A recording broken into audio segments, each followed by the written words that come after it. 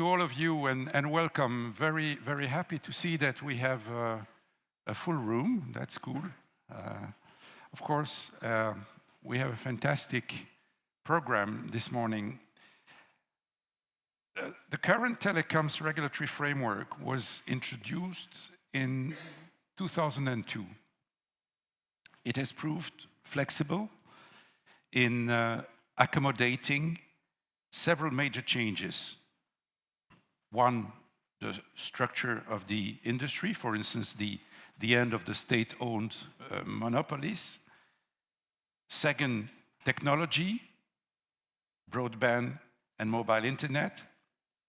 And third, more, shall I say, focus on political objectives, investment, new technologies, and perhaps less focus on price.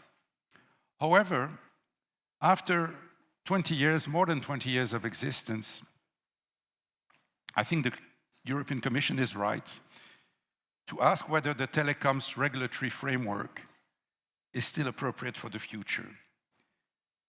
And this is why it was only normal for our think tank, whose mission is to contribute to the improvement of regulation in the network and digital industries, to launch in 2023, last year, a project on the future of the European telecommunications. And we've gathered a team of stellar academics and other high-caliber experts affiliated to CERRE to do the job. And they studied a variety, I'm sorry, want to be able to talk until the end of the introduction. They've managed to, they focused on a variety of aspects. First, market and economic regulation. Second, end-user regulation. Third, security and resilience. And four, sustainability. And on that basis, complemented with analysis on the state of play of the sector, as well as on institutional considerations, our team has come up with a series of recommendations, which you will hear in a minute. And these are part of a new report that we are publishing right now, and which is available for downloading through the QR code, which normally should soon appear on the screens. Soon. Before we start the presentation, allow me to share with you the fact, and I want to be candid, we are between friends, that this exercise has not been an easy one for us.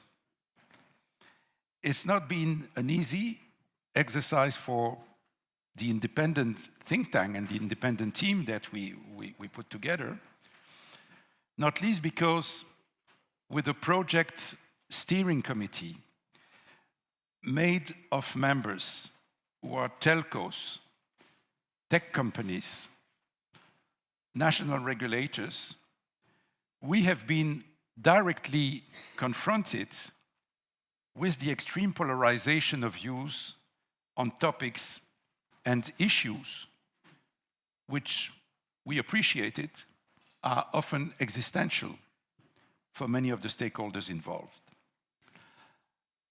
I think, however, but you will judge, that our team is coming out this morning with an informative, robust, and balanced report offering several policy recommendations which should at least inform, if not influence, the future regulatory framework for European telecommunications. This event will start with a presentation by our senior advisor and co-lead of this project, Richard Feasey, who will provide a short overview of the report's recommendation.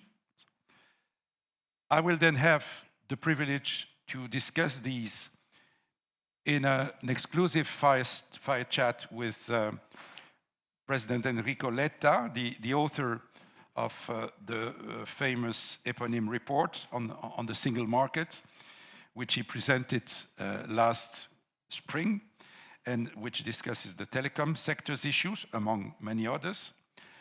And then the other co-lead of the report, Alexandre Strehl, will moderate a panel discussion with stakeholders, representatives, and before my conclusions, we'll have comments from successively Ambassador Katalin Molnár, who represents the Hungarian presidency, and Director Kamila Klocs from the Commission DG Connect, and they will each share their views on the report as well as on the next steps to be expected. But without further ado, as they say normally in this case, I give the floor to my friend, my brilliant colleague, Richard Feasey. Please, Richard.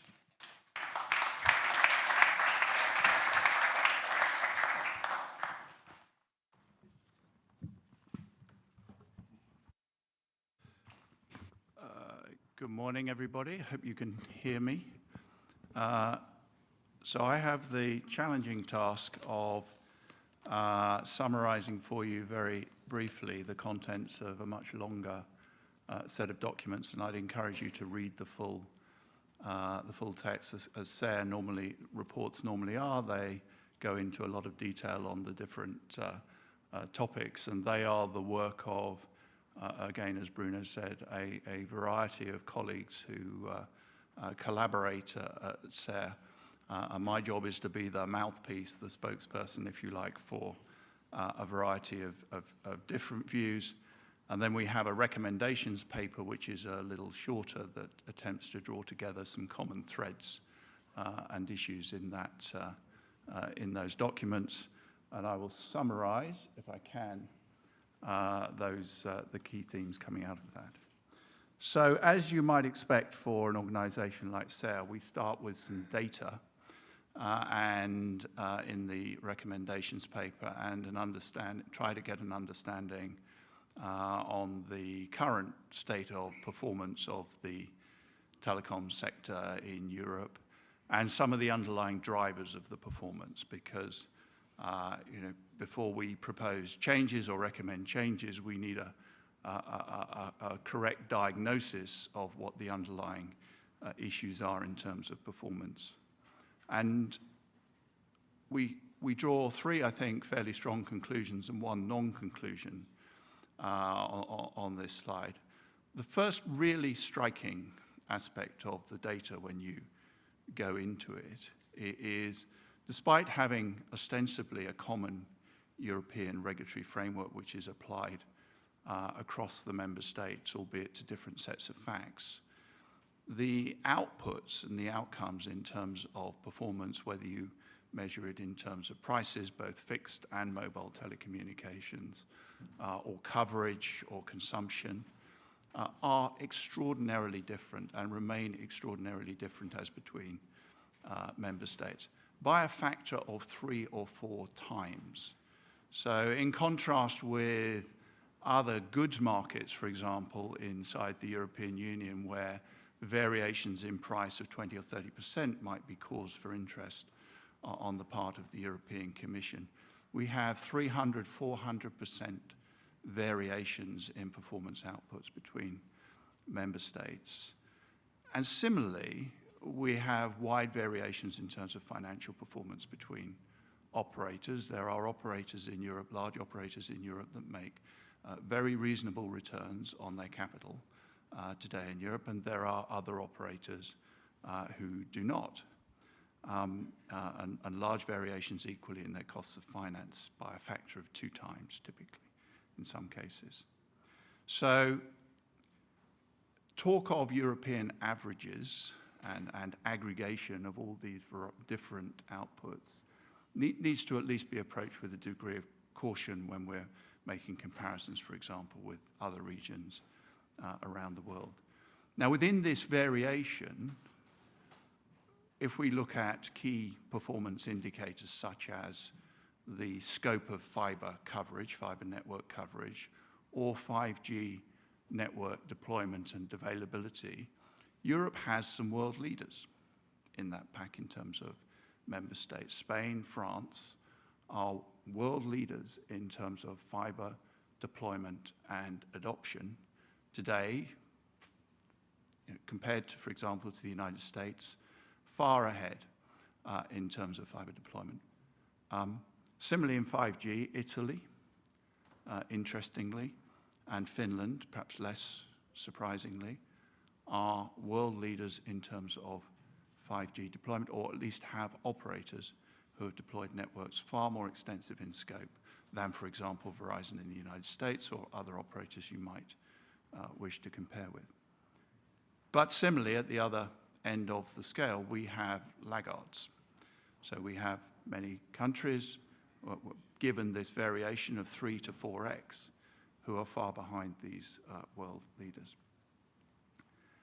Now, if you look at the data, there's no obvious conclusion that these variations, which are really quite extraordinary, I think, are attributable to the size of the country, for example, the population, or the market shares, or the number of subscribers which the operators are holding, and the financial performance of large operators in Europe, those with, say, 100 million mobile subscribers or more, the very large companies that we're all familiar with.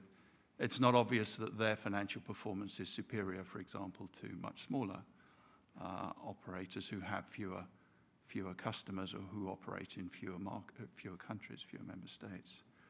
So we can't immediately at least see this variation, these variations as being explained fundamentally by differences in scale or the size of the markets which firms are serving.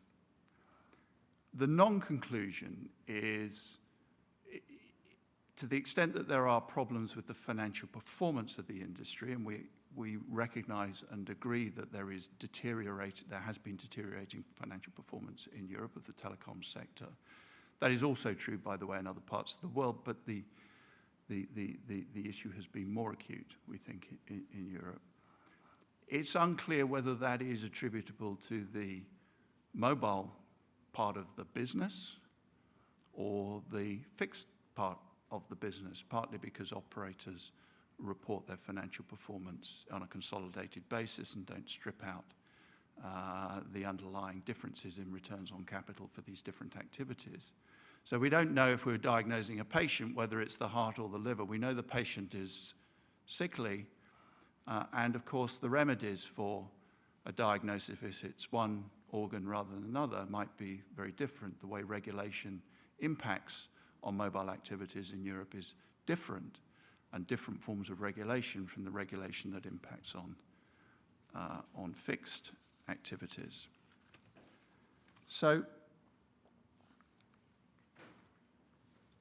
the implications of that, we think, are, first of all, it would be good to better understand why we have these variations, such large variations, and to consider whether, before we consider everything else, whether there are ways in which those gaps could be narrowed by, clearly not by pulling the leaders down, but by pushing and pulling the laggards up a bit. And it would be good to have a better diagnosis of the financial drivers. Do we have a problem here that's predominantly associated with the capital that's being deployed for mobile activities in Europe, or the capital that's being deployed for fixed, or both? Because that goes, having a more accurate diagnosis goes to thinking about what some of the solutions are. We think and conclude on the data overall that thus far,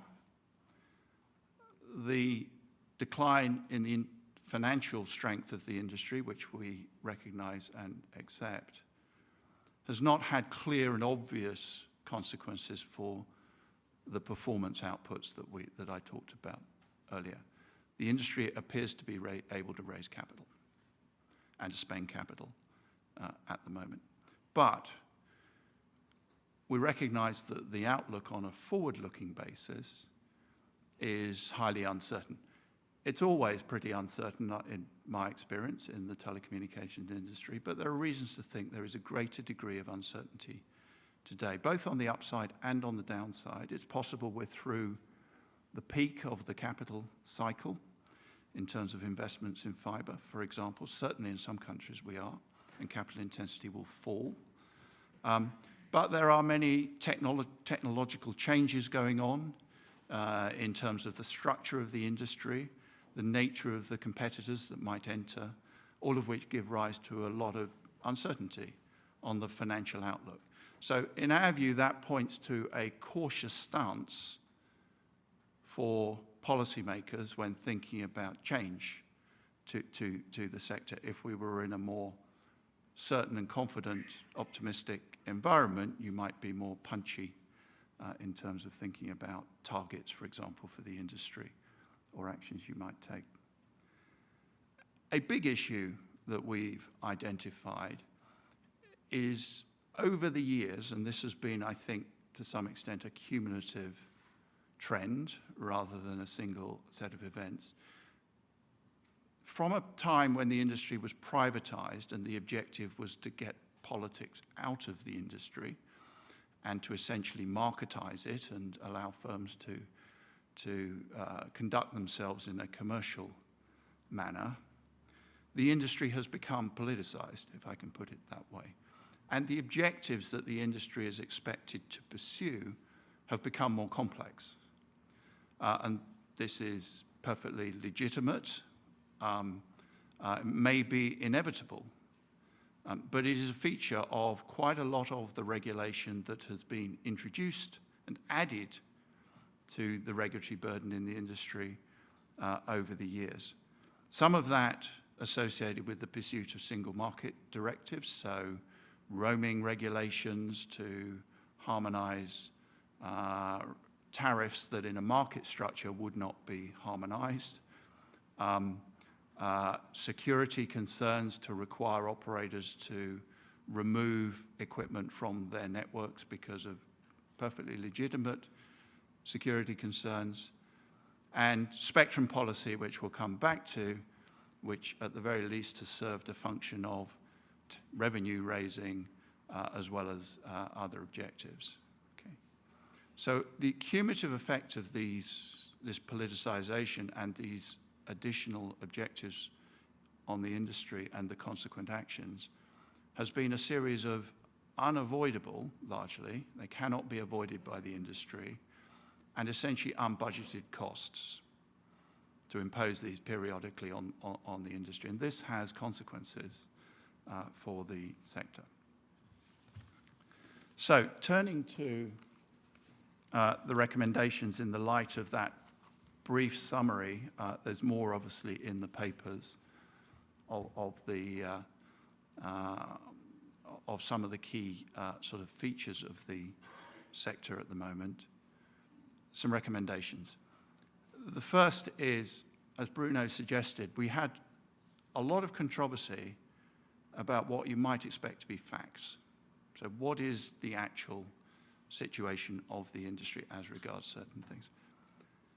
And the reason for that, we think, is the Commission in particular is at the moment lacking, in some cases, good and authoritative data on the performance of the sector, and it would clearly, we think, be desirable to have that. So the focus in fiber has been on coverage. How many households have access to fiber networks? A perfectly sensible KPI given Commission targets with regard to coverage. But our understanding of how much competition we have, how many overlapping networks at any given location households have access to, is pretty poor, frankly, certainly at the European level. There may be information locally in individual member states. So we should understand more, given the policy is directed at promoting competition in fixed networks. We should have a better understanding and more authoritative data on how we're doing on that competition metric as well as the coverage metric. We have poor data, in our view, on 5G coverage, or what we might call availability. There are competing data sets. They contradict each other. It is intrinsically harder to measure coverage and performance of mobile cellular networks because there are complexities with signal strength and so on compared to fixed networks. But if we are going to direct policies and make significant changes in order to address 5G performance, we ought to have good measures of how we're performing. We ought to be able to benchmark that better than we do today.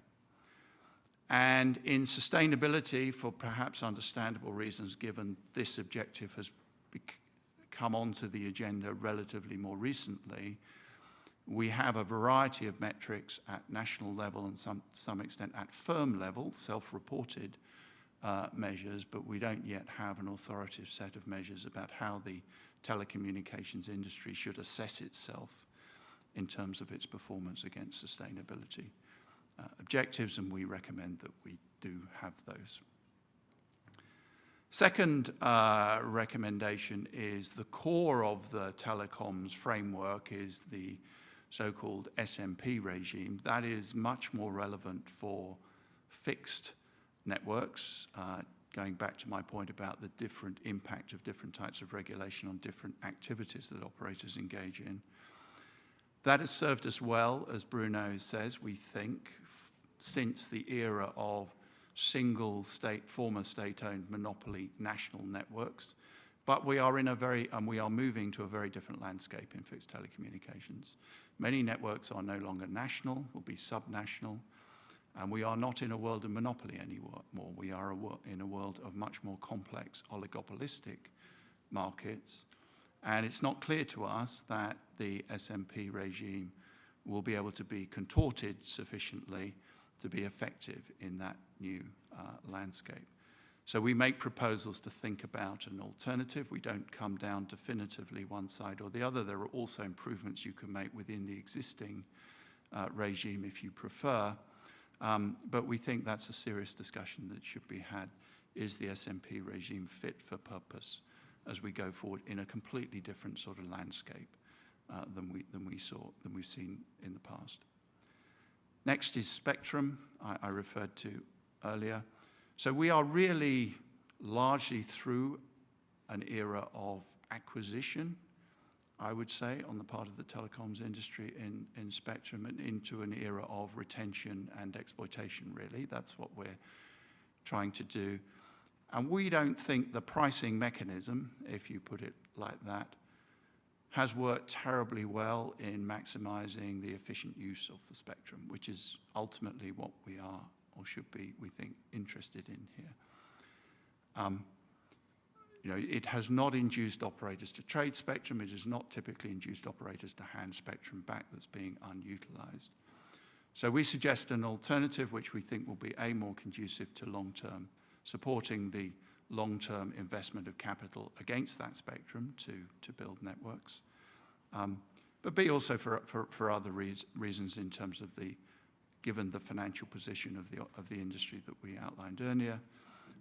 They shouldn't, by and large, we shouldn't use the price mechanism. We shouldn't essentially have renewal fees or auctions, re-auctions for spectrum. But we should make sure it's used efficiently. So regulators will need to be much more active. It's a different role for regulators. And instead of relying on the price mechanism to say, well, it must be being used efficiently, so we don't really need to investigate further, we think there's a role for authorities in future in really understanding whether spectrum is being used efficiently and assessing that themselves. And if it's not, it should be reallocated. It should be reassigned to people who have a prospect of using it more efficiently. So it's not a free gift of spectrum unconditionally. It's a reconfiguration of the way spectrum is managed with a sting that if you're not using it and you can't demonstrate you're using it efficiently, then you may not be the best holder of it. On consumer regulation, we have a whole chapter on these issues. We are now 15, 20 years into telecommunications being essentially a market product. Most consumers have switched from one provider to another. They have experience of engaging with telecommunications companies who conduct themselves on a commercial basis in a competitive environment. So we think quite a lot of the consumer protection measures that were introduced at a time when the only experience consumers had were buying telecommunications services from a state-owned company, single state-owned company in non-competitive conditions. A lot of that stuff we think can be removed now. Clearly, the industry should be subject to the same horizontal consumer protection measures that other competitive, fast-moving consumer goods type industries are subject to. There are some specific telecommunications things around switching customers and so on that need to be retained. We're not calling for a complete removal of this, but we think progress could be made on that. Finally, to complete the list, we have an open internet regulation. We have different views, I suspect, within CERRE on the merits of that, but it is there. It's very important that it does not constrain the exploitation of the very technology that the Commission is seeking to promote. And there are risks and dangers in our view that it could in its current configuration or interpretation. So at the very least, we are calling on regulators to be flexible and pragmatic in allowing the industry to really exploit the underlying technical capabilities of new technologies and not to constrain them through the application of this regulation. And if the regulation is an unbearable constraint, then it should be removed and revisited. Next, we think, and this relates to my politicization comment, I think, a bit, over the years, the universal service obligations, which at the outset of this regime were intended to ensure that budget-constrained or low-income customers could access the same services that the rest of the population were already enjoying. We think those objectives and also, frankly, some of the mechanisms have become distorted and confused over time. Unsurprising, it's been around for a long time. So today we are pursuing objectives which are not about allowing a small subset of the population to catch up with the rest of the population. We've got objectives and are using public money to accelerate the rate of adoption of the majority of the population to new technologies, to get everybody onto 5G earlier than they otherwise would be. That's a different sort of objective, and then we've got subsidies going to the supply side of the industry to provide coverage in geographic areas which otherwise would be uneconomic. We think we need a holistic view of the use of subsidies in the industry. We need to join all these different objectives up and make sure we are understanding the trade-offs. And then, once we have a holistic view of the subsidies for actions that are essentially the pursuit of political objectives, in other words, actions that the market will not otherwise deliver on its own, it needs to be properly funded and adequately funded from the public purse. Okay. So quite a fundamental, and this includes, when I say political objectives, the costs of, for example, removing equipment from networks in order to pursue security objectives, for example. Legitimate public objectives, but they should not impose large private costs on the industry. If we want to pursue them, we need to fund them properly. Finally, two final points. We have separate papers on both security, which has become an important and completely legitimate concern in telecommunications, really in the last 10 years, in my view. Before that, we were not really talking about it. Maybe we should have been. And sustainability in telecommunications. And we have two chapters, and I'd encourage you to read those. The headline in one bullet is, these could be used to undermine competition objectives. We could claim that for a more secure network, we need more concentrated markets, and so on and so forth. Our plea really is, we think there are ways of pursuing these objectives whilst also aligning them with the underlying objectives of retaining what has been built under this regulatory regime over the last 20 years. But it's complicated, and we need to think about the interactions between these things. We don't, since many do talk about this, we don't propose at the moment any fundamental change to the competition framework. We think the outcome of merger reviews or reviews of cooperative agreements between firms could be different in future because the structure of the industry as a result of technology and increasing reliance on software rather than hardware is the way to operate and run these networks. We think the outcomes of these reviews could change because the underlying facts base could change, but we think that can be accommodated within the existing overall legal framework. And we don't think there should be, as it were, a separate or discrete standalone competition framework for the telecommunications sector, independent of other sectors of the economy. We are very conscious of, in the report, of major changes upstream, particularly of the telecommunications industry, so digitization, cloud services as important inputs into the telecommunications industry, the potential, although not yet much evidence, of leveraging from those markets down into the telecommunications industry to produce more competitors and the need for the appropriate regulatory treatment of those things. But when all is told, our conclusion on that at the moment is there is too much uncertainty fundamentally about how these trends and changes are going to play out. Other regulatory efforts by the Commission to deal with aspects of, for example, competition in cloud services that have yet to play out, the consequences and impact of which we've yet to see.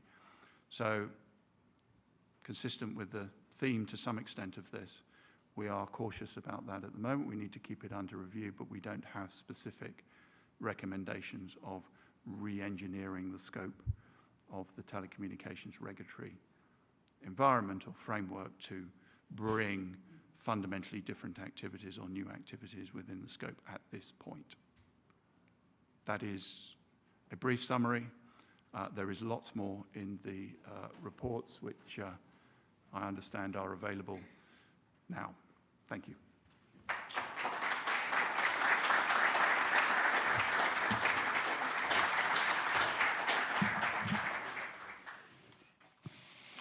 Thank you very much. Thank you, Richard, for this tour de force to try to summarize. Thank you. To summarize a very thorough set of reports, because we're talking about a report. In fact, there are several papers, and there's one recommendations paper that you just summarized. I would like now to introduce Enrico Letta. Enrico Letta, President Letta, you're the president of the Institut Jacques Delors. You also a former president of the Council of Ministers in Italy. Let me say that you are clearly, like your compatriots, Prodi, Monti, and more recently Draghi, part of that prestigious groups of Grandi Presidenti del Consiglio, who are also, and who have also been or still are, Grandi Europei. So it's really a privilege for us to welcome you today. We've invited you because you are the author of the eponym report carrying your name, the Letta report, which on the single market, which you published last April, and which is titled Much More Than a Market, and with the three words, speed, security, solidarity, being the subtitle. And your report outlines your views and recommendations on, as you said, how to empower the EU single market to deliver a sustainable future and prosperity for all EU citizens. But we were particularly interested in your report because it includes 9 pages where you talk about the telecom sector and you give your views on what should be done to achieve an effective single market for electronic communications network and services. President Letta, you have read the report from CERRE and the CERRE team. You've heard Richard Feasey's recommendations. So my first comment is really to ask you what are your reactions to this report? Are there recommendations that you welcome? Do you see some divergences between our analysis and recommendations and what you came up with at the end of an extensive research process and data gathering process and reflection process?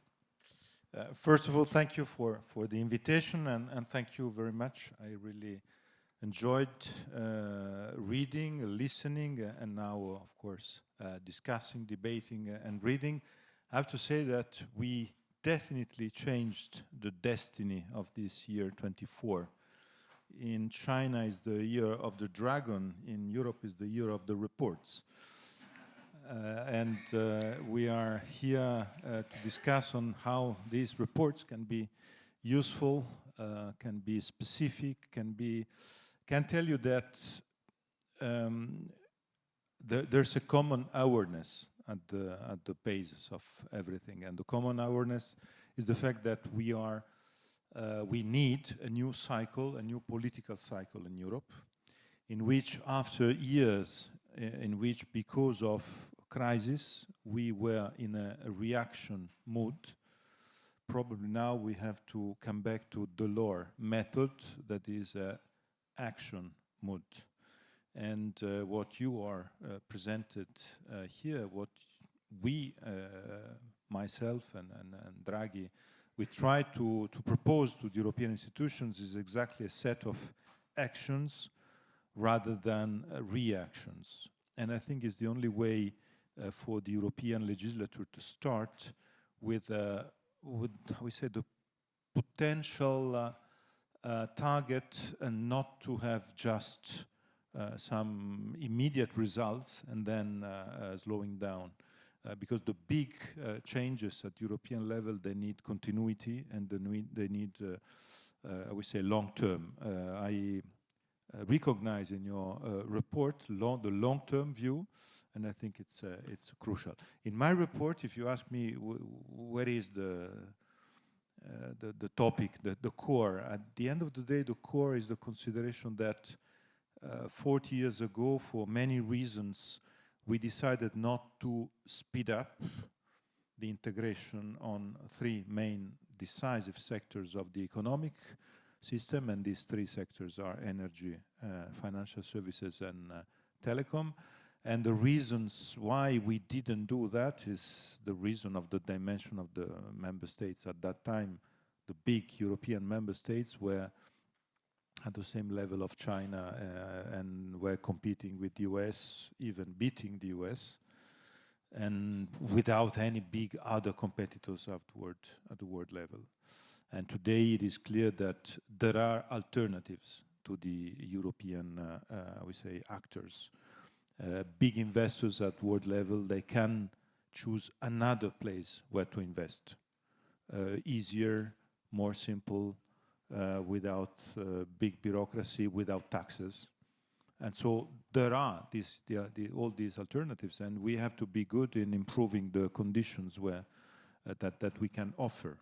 One of the main proposals in my report is this idea of the 28th virtual state that I strongly, I would say, try to relaunch in the presentation that I'm having around Europe. That is an horizontal choice to say that one of the reasons why we're lagging behind is the fact that investors are choosing other more simple systems, less bureaucratic systems, And for us, the fact that we have 27 business laws and plus the regional laws, business laws, because for some countries, some federal countries, you have also the difference in the regional system. So you have more than 50 or 60 business laws, you have 27 fiscal systems.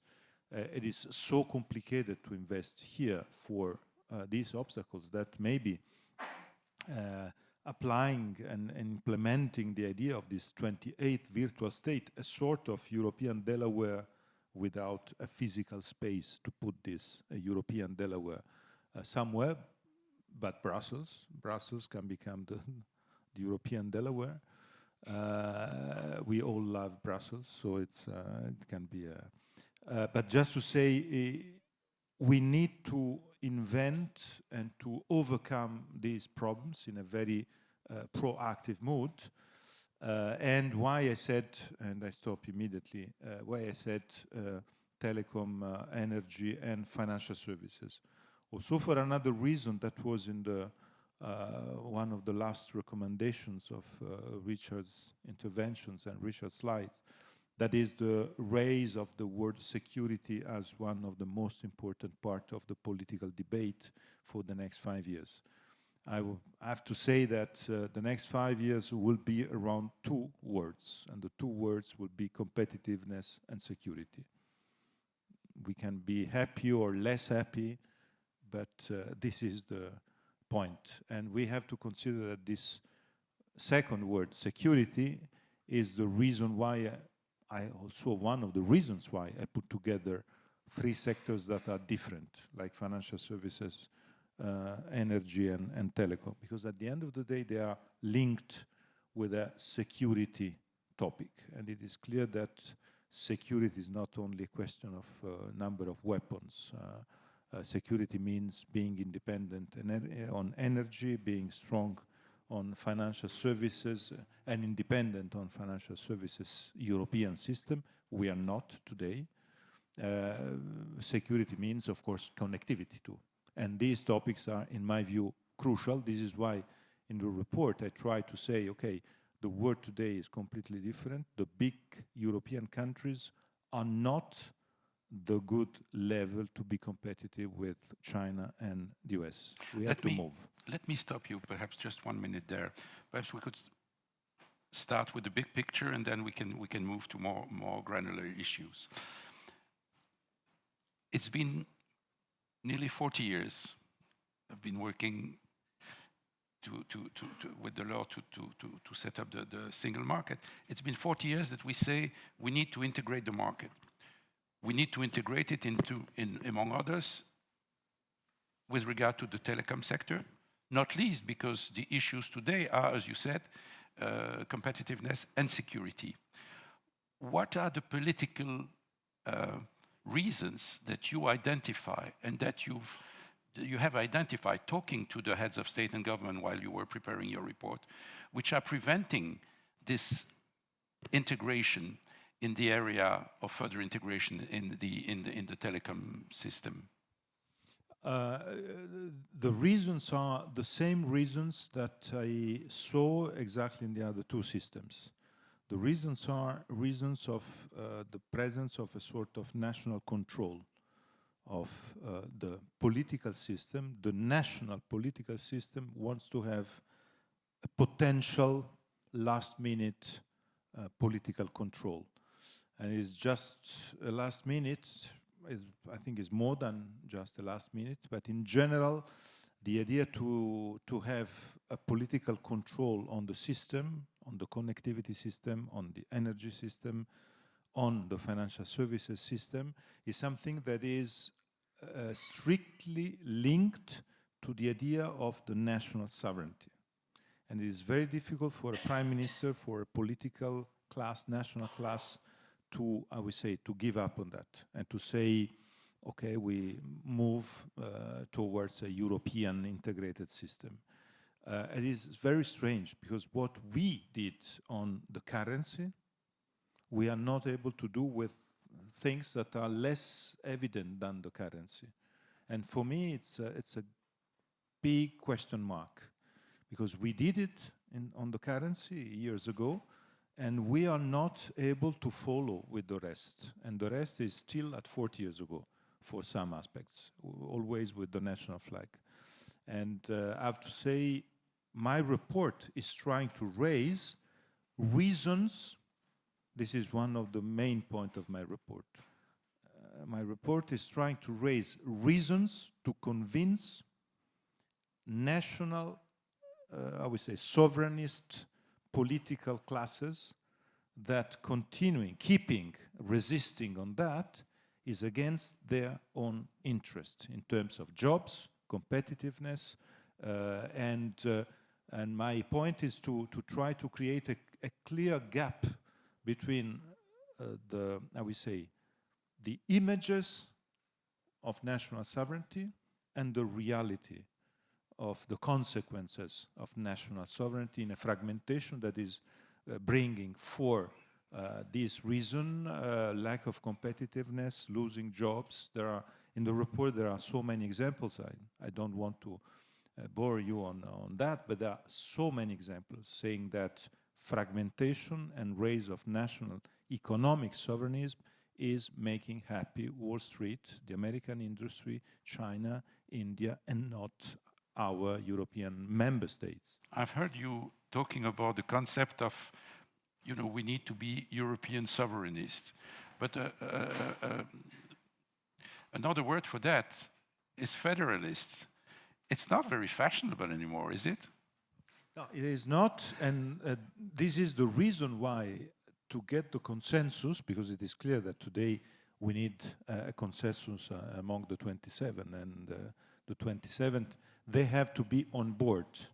And if they don't want to be if part of them, they don't want to be on board, we can't reach the result. So the only way, in my view, is to clearly say and to clarify the fact that the result for doing things together are better in terms of jobs, in terms of growth, in terms of concrete results. In your sector, it is clear that one elephant in the room is the financial topic in terms of fees that your companies pays to the, I would say, treasuries.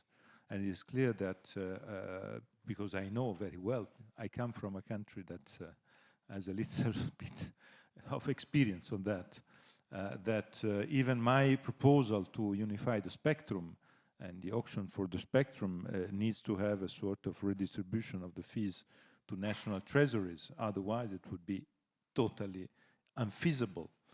And I know that there's a big link between big theory and feasibility. Otherwise, it's impossible to do it. But what I would like to say is that we have to consider that on these topics, the evidence today, on some of these topics, the evidence today is so clear. The most evident topic is on financial markets. And financial market, they have a big influence on the telecom market. There's a strict link between the two. And I strongly believe that this legislature has to be the legislature of the big improvement. We have to be aware of the fact that this is my narrative, of the failure of one of the most important projects of the last 10 years, that was the Capital Markets Union, at the end of the day is due, first of all, to Brexit, because the Capital Markets Union was intended to be the way to have the UK on board, to have London as the main capital, and Brexit was the way to, I would say, to diminish the strength of the Capital Markets Union. So my proposal in the report is to say we have to move to a savings and investments union, to stop the Capital Markets Union narrative, to move to this savings and investments union, creating the bridge between savings and the investments, first of all, for the transition. I'm very happy because von der Leyen bought this narrative in her report. That means that I think the Commission will be consequent on that. And now we have to see if it is the way to work.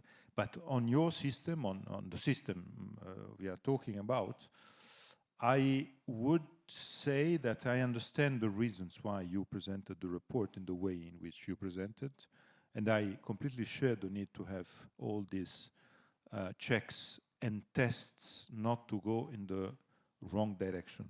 But I would like to say that it is good if you have all these tests, all these checks, and if we avoid big mistakes. But I think we have to move, and we have to move towards a more integrated European system. And for me, a more integrated European system passed through the integration of the spectrum first, and the creation of really a single market on telecom. Moving from the 27 to 1, with the idea that moving from the 27 to 1 is very easy to say, it's very complicated to do. But in reality, the direction has to be clearly, the political direction has to be this one. And it is very important to have a political awareness. I don't think today there's this complete, political awareness, but I think we have to go in that direction. There are three aspects, perhaps, that we could talk about for a few minutes.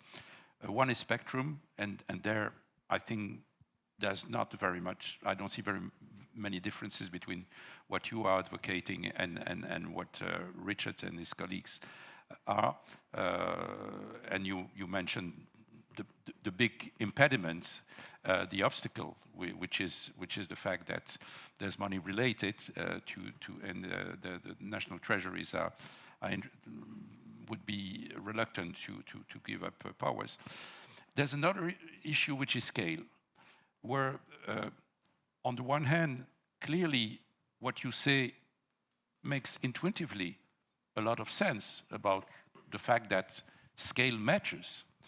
But then we see in the report that there are so many divergences between national situations within the EU and the differences also between the EU and different continents.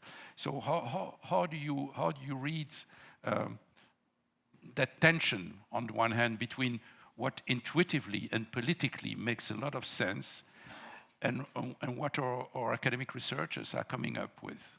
This is why I'm here. This is why I'm so interested in what you said, because I would like to read, I would like to understand, to exchange, to continue discussing, to understand what are the evidences, and if these evidences are going in a clear direction, or if it is possible to have deeper discussion on that.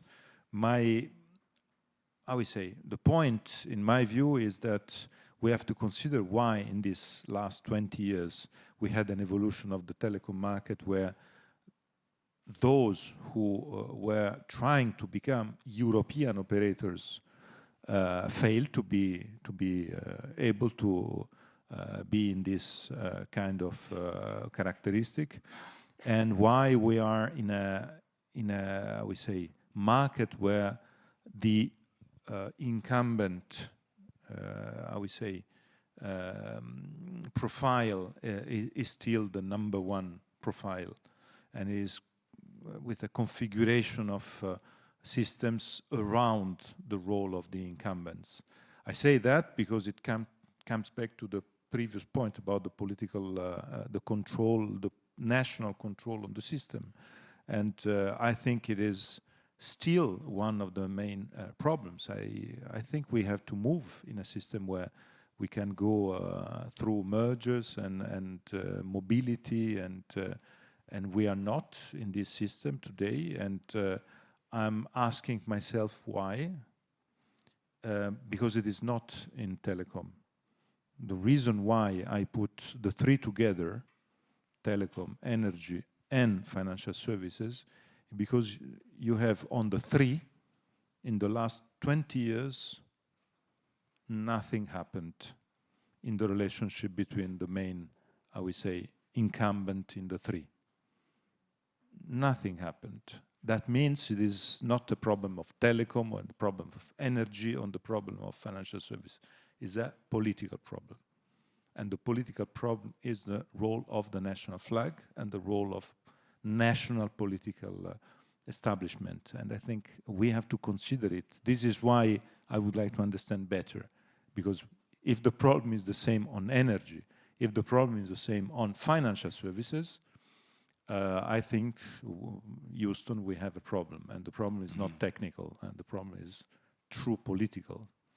There is another aspect where clearly we see that the sensitivities are very high, and the existential character of some of the recommendations are I would say, itching the sensitivity of a number of our friends. I'm talking about the regulators.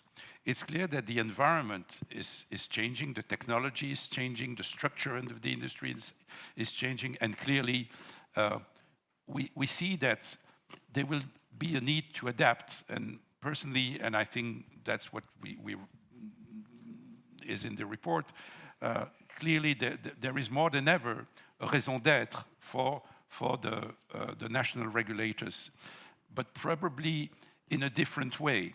Do you have a view on that? It's part of the same problem, if I may say. Today, the three sectors that I mentioned, I would say the similar characteristic is that the national regulator is leading and the European one is coordinating from behind, but the national regulator is in the front office. And I think that we have probably to, how we say, maybe to take into consideration that in terms of institutional architecture, what happened on the banking system or the central banks can be maybe a good model to consider. Why I say that? Once again, for political reasons, I visited all the member states to prepare my report. I had more than 400 meetings, and I had the feeling that if I propose to move from 27 regulatory authorities to one in telecom, from 27 regulatory authorities to one on energy, from 27 regulatory authorities to one on financial services, it can be a very, I would say, interesting piece of academic paper, but it will stay in the drawer forever. Mm-hmm. The only way is to be able to consider that the national sovereignty means also the existence of a national authority, as it happens with national central banks. But I have to say, national central banks are there. They are part of the ecosystem, of the political ecosystem, but at the end of the day, their cooperation with the national central bank, which is in Frankfurt, is, in my view, a success story in the last 25 years. It's a success story. It's a way also to apply subsidiarity, because we know very well that it would be totally stupid to have Frankfurt being on the ground in peripheric territories. Why don't we apply the political architecture that was successful until now on the national banks versus Frankfurt on the other systems, not eliminating the 27 national authorities, but creating a system with a European authority that is clearly leading and taking the responsibilities, the accountability towards the European institutions and so on, but having the cooperation on the ground of 27 existing authorities with all their expertise, their competences. I see it as the only feasible proposal. I know it seems complicated, but the experience of the central banks works. And I repeat, what was for me a big surprise in the, I would say, thinking about this topic on the single market is that the fact that the last integration was the most successful one, the currency. And the first integration are still as they were 40 years ago for some points. And that means that there's something politically that we have to move. Okay. We don't have the time, but I will take the time for one or two short questions with one short answer from Enrico. I'll ask the colleagues to come and pass the mic. can you come here? There's a gentleman over there. Can I ask you, sir, to mention your name and the organization of affiliation? Yes, my name is Yves Blondel of T-Regs. We're a mini consultancy company specialized in telecom regulation only. My question is to Enrico Letta. In your report, you propose to adapt the market definition in telecommunications to, in essence, Europeanize that market definition. We can debate that that's mostly about the fixed markets, but that's maybe a detail. My question is about the realism of this proposal, and that's a question to you and maybe to the audience later on. Is it possible to basically dictate a market definition at political level when DG Competition has been observing the market and seeing that this market is local, that market is regional, that market is national, Okay. that market is European?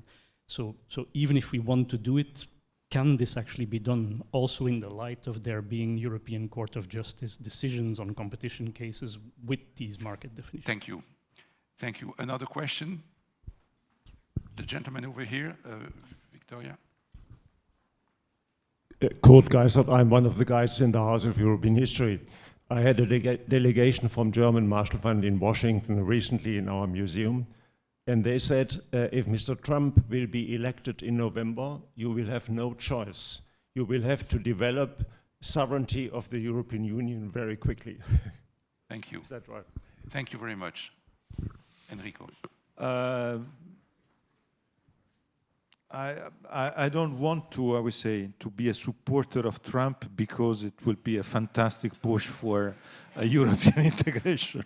This is the true sense of my report. Please, we can do it on ourselves without the need to have someone from some Putin or some Trump obliging us to be together.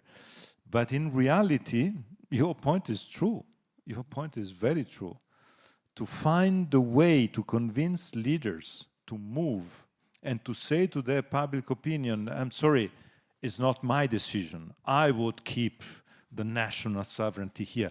But the global circumstances, meteorite, the moon, Mars, and so on, obliged me to do it. This is the true point at the end of the day. So is it possible to create a European mood where we can be able to get these results on the different sectors, considering that being together at the end of the day is better. And it is better for evident reasons, because we consider and we explain to the people that don't you think that on financial services, the fact that all the transactions that you as consumers in Europe, among European people, on the European ground, are on American digital platforms, in our wallets or in our phones, and you can only choose which one of the three American we use for this kind of transaction. Don't you think that it's a little bit of European pride on that? Are we not enough good to have a European credit card, for instance, and we have to use only American credit cards? And why? Because we don't have a European, I would say, playground. We have national playground. If we have national playgrounds, we use the American playground. This is the point. And I think it is a crucial issue. Coming back to your question, I'm not, I would say, I'm not giving you an answer to, I would say, full of expertise. Mm-hmm. It's just a practice experience. I have the feeling that on the different sectors, the national differences are more important, for instance, on energy rather than on telecommunications. On energy, there are national differences that are linked to the national I would say, mix of sources, histories, industries, decisions that are, I would say, probably suggesting more prudence. Frankly speaking, on telecom, I don't know, maybe my experience is totally, but I'm living across 3 countries now and have different mobiles with different prefix, with different companies. What is the difference? Why I'm not able to have one working everywhere? Why I need to have a plus 39, a plus 33, a plus 30? It's, frankly speaking, you have to explain me why, because I don't understand. The only reason is this national control. Otherwise, there's no reason. It would be absolutely perfect for me, working in different European countries, to have a plus 1. It's taken no, it's already. 001. No, we're plus 1. Working everywhere in Europe. Why not? It's just a problem of, I would say, is a symbolism. There's no more than that. It's a problem of symbol. It's not a problem of, and I'm here, and I will stay here, and if you convince me that I'm wrong, I'll be more than happy.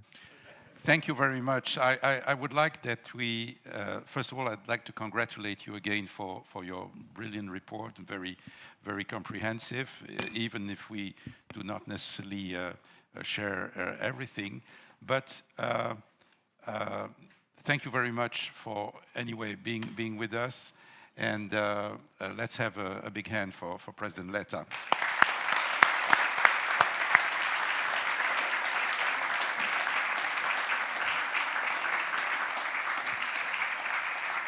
And I'll pass the floor now to my good colleague, Alexandre de Strel. Je prends mon verre.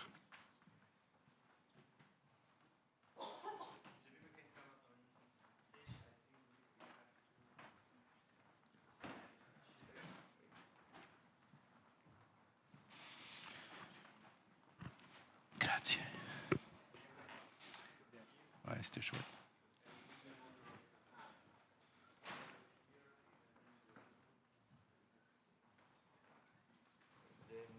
Giacomo, you go here. Federico here, Giacomo here. Lorelien here. And so I will give you the word in that order.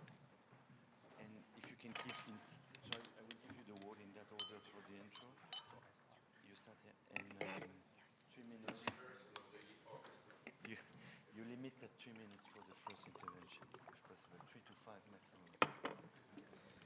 Okay, so good morning, everyone. Thank you very much for those two presentations. So as Enrico Letta was saying, I mean, competitiveness will be one of the 2 key elements of the next commission, next to security. But clearly, you cannot have security without competitiveness and vice versa. And so that's why we decide to focus this panel on that issue. And we want to hear the voice of the ground, if we could say, the industry and the regulator on that issue. And so, in the spirit of CERRE, you know, we mixed different corporate interests. So we have telecom people from telecommunication, people from big tech, and then a regulatory perspective. So how we will run this panel is I have asked every panelist to come with 1 or 2 ideas. To increase the competitiveness of the sector. I mean, they can come from our report or from elsewhere. And then we will have a discussion on those ideas. So we will start and we will follow the order of the presentation, and you have seen that I have balanced interest in the intervention. So we will start with Jakob Greiner, Vice President of EU Affairs at Deutsche Telekom here. Then we'll go to Federico Boccardi, Head of Connectivity Policy for Europe at Amazon Web Services, an important cloud provider, as we know. Then we will go to Giacomo Robustelli, Vice President of EU Affairs for TIM. Then we will go to Lorelien Hoet, Director for EU Government Affairs at Microsoft. And last but not least, the regulatory perspective with Michel van Bellinghen, who is the chairman of the Belgium Telecom and Postal regulators. Okay? So without further ado, you have 3 minutes, ideally 5 if you want, with 1 or 2 ideas on how to increase the competitiveness of your sector. Jakob. Thank you, Alexandre, and good morning to everybody here.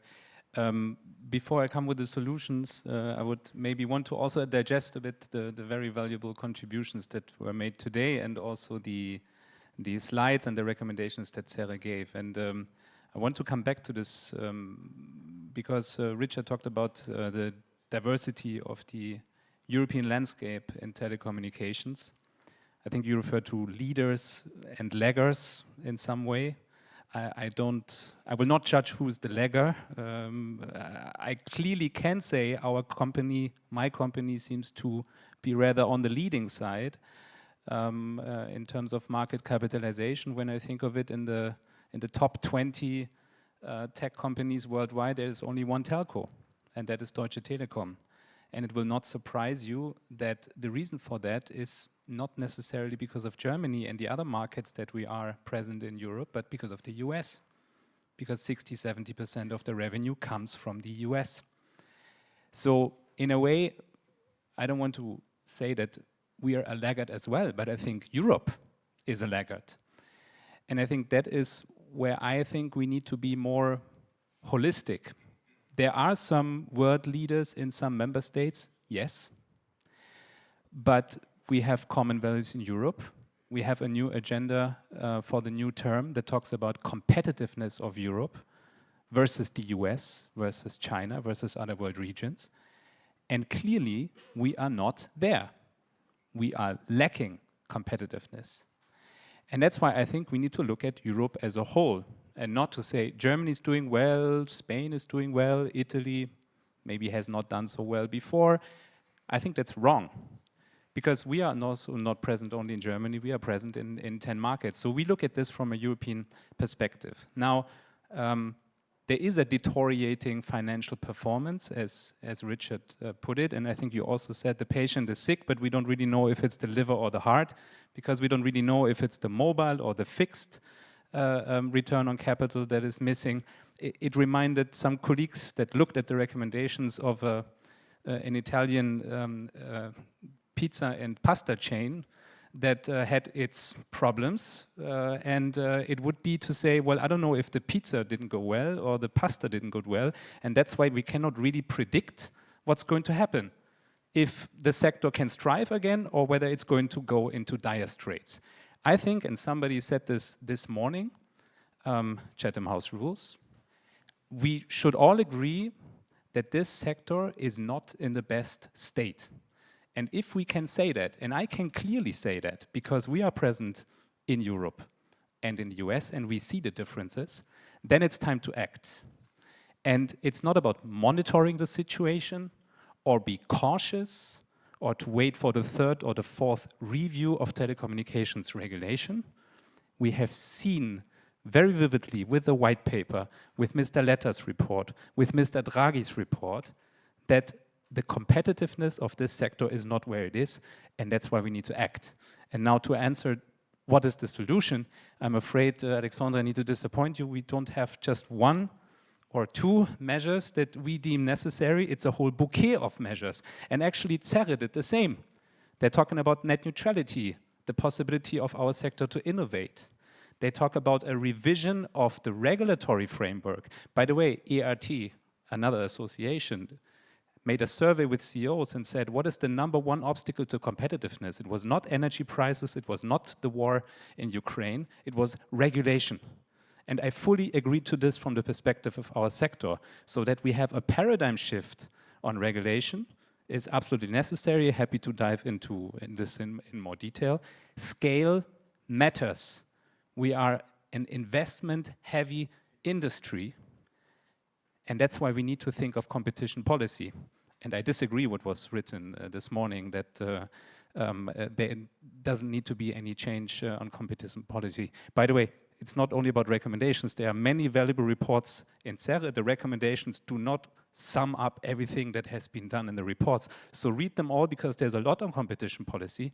And I think it's very important to see whether what we have today is capable to have the changes and the reflections that we need on competition policy. And the very last word is, there are some new kids on the block. And the new ecosystem, that is a different ecosystem than what we had 10, 20 years ago. I remind yourself, whatever reform is coming now will be a reform that probably stands again for the next 10, maybe 15 years. So we need to reflect developments that are happening today or maybe in 2 or 3 years, and do not miss out on these reflections if the European Commission takes all of these reports for granted and comes up with a bold reform, which we hope will happen soon. Thank you. Just one thing, because I am chairing this panel, but I am also one of the co-authors of the report. And on competition policy, you're right. I mean, our point, and I think it needs to be clear, is that the global framework is right, but of course, and it is a broader reflection that is happening in competition policy, is that those dynamic elements should be better taken into account in the analysis, and also, as Richard was saying, that the fact that if the industry is changing, if the facts are changing, the result may change too. So I think that's just to clarify exactly what we meant. But okay, Federico. Thanks, Alex, and good morning, everyone. First of all, a couple of words about Amazon Web Services. So Amazon Web Services is a division of Amazon. Since 2006, we've been providing web services, so services accessible over the internet via APIs. In Europe, we have hundreds of thousands of customers, small, medium, large organizations in the public and private sectors that are using these services for their digital transformation. So I want to make 3 points quickly, Alex. The first one is going to be indeed about digital transformation. And digital transformation is broader than connectivity. Investments in connectivity infrastructure and competitiveness of the telecom sector are important components, but there are other important components, including cloud infrastructure and investments in cloud infrastructure, and the availability of innovative services like generative AI or content distribution networks or distributed computing. And so digital transformation is about the interest of all the sectors of the economy, not only one sector or the other, and it benefits all the sectors. And we discussed financial sector, telecom sector, energy sector. All these sectors are in a way or another embracing digital technologies for their digital transformation. So my point is that it's important that policies that are aimed at increasing the competitiveness of the telecom sector will not undermine digital transformation. My second point is about measures to address capacity and data traffic. There have been a lot of discussions in the last years about numbers for growth rate or around 30 to 40% yearly increase. In reality, the last studies are showing that increase is going down.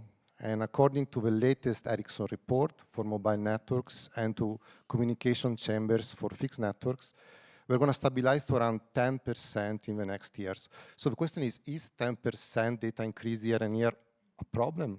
I mean, is the sign that it could be a problem for digital transformation, such a slow adoption and slow demand for digital services? And there are other data we can discuss supporting this point. So my third point is about hardest to reach areas in Europe. There are alternative technologies that can meet user and business needs in a more efficient way, in a more cost-efficient way. I'm referring, for example, to fixed wireless access and to low orbit satellites. So it's clear that Europe is in a good track to reach above 90% fiber penetration by 2030, but it's that 10%, the remaining 10%, that it's the difficult part. So this is where technologies like FWA and low orbit satellites can help. So it's important that the EU is embracing these new technologies that can bridge the digital divide in a more cost-efficient way. So to conclude my 3 points, first one, digital transformation is broader than connectivity, and it's important that policy that are supporting connectivity are not slowing down digital transformation. The second one, there is going to be a problem with lack of demand very soon. It's important that policies are fostering demand, not suppressing it. And third, there are emerging technologies that can help in bridging that digital divide, and it's important to support the development and adoption of these technologies, in particular FWA and low orbit satellites. Thank you. Thank you very much, Federico. We will come to the demand issue, because this is also something we discussed a lot in the group, and I understand also the Hungarian presidency is trying to push at their big conference in October, that on the agenda. So we will come back to that in a minute. Giacomo, what is your recipe? You are also an Italian after all those Italian reports. I guess you have also some idea, please. No, thank you. Good morning, everybody. Thank you for inviting me to speak in front of such distinguished audience and panel. Yeah, I'll try to bring my perspective, because much has been said already. And the perspective of team is the one of a former vertically integrated operator, because as you all know, we just moved to a different scenario. That is asking, as many others, for action now. I think we have been brave. We had to be brave, and we have done something which is, as you know, unique at the moment. The reasons why we have done it are, I think, pretty well known. And now we are starting this new journey as let's say, a company without the fixed network. So for us, it's easy to say that we align with the idea of the framework must change, and must change now. There's broad consensus. Probably in the CERRE report, there's more, let's say, idea of let's wait and see, whereas we think we should act now. One point I wanted to make before the practical, let's say, ideas is that when I started my career, the telecom sector was very attractive. Most of the talented people wanted to work there. I didn't start my career there. Now it's not the case, because, I mean, innovation has moved to other sectors, and the perception of the telco sector is not that we are at the core of this. I think we should go back to this. We should do it ourselves, and the ecosystem should help us for Europe to become, again, attractive in this sense. So going to the solutions, but many things that we as a sector have been advocating for in the last years: level playing field, deregulation, consolidation, fair share. I mean, I will stop only on two now that are probably have more consensus, which are spectrum and open internet regulation, because I take it from the CERRE report, the idea of a different approach to spectrum, which is very important now, because in the next few years we will go to the end of the licenses in many European countries, the 2G, 3G, and in the case of Italy also the 4G. Bands will be reassigned. Of course, in this case, we think that prolongation of the right of use is the solution. And at the same time, we think the new bands should come into the mobile sector, let's say environment, as the upper 6 GHz. And in this case, of course, we'll have, we think we should have a completely different approach to auctions, in which will be not only for money or less for money than for investments and coverage targets in short term. This wouldn't harm what everybody fears, that innovation will harm in the regulation in the sector, which is consumer prices. Actually, that will be an advantage of consumers. It will be an advantage of the fantastic new products we all be able to deliver, and our friends will be able to deliver and bring to the market in the next days. And another point I would underline is that, yeah, what have been said also in the CERRE report on the need to innovate and to find more freedom for operators to making offers within the net neutrality rules. Thank you very much for those two clear suggestions regarding spectrum and net neutrality. Lorelien, no, you have been in telecom before, in fact, when it was sexy, apparently, according to Giacomo. And now, no, I agree, but I just was saying what he was saying. I mean, I think I am still there too. So now you are with Microsoft. So what is your recipe for increasing competitiveness of Europe? Recipe is a big word. There have been so many good ideas this morning and in the report that I'll just take a little bit of a zoom in on two ideas. The first one is the stimulation of demand and take-up. You've mentioned it yourself, Alexandre. We speak a lot about connectivity, availability of networks, but we speak, I think, generally less about take-up and how to stimulate demand. And they go hand in hand. I mean, there can only be increase of network, increase of revenues when there is also take-up. And interestingly, I went back to the code, and it already mentions take-up. Article 3.2d in the goals of the code says that interest of consumers should be promoted not only by ensuring availability of networks, but also by ensuring take-up. But in practice, we see that there is a little bit less attention to take-up generally than to the connectivity. Connectivity is important, don't get me wrong. Even in the CERRE report, I think there is relatively little attention to take-up. And I'd like to illustrate that with two examples, a bit technical, sorry. Of course, I could speak about the digital decades goals and digitalization and cloud and AI, and that we're also not yet there on those targets, but this would not be my examples. The examples I wanted to take is, first of all, 5G. I think I'm not saying anything new, that we know that 5G, the technology features of 5G are very well suited to serve vertical industries, to come with customized solutions or even new products for these vertical industries. That requires then also to customize the services, the IT, to those industries.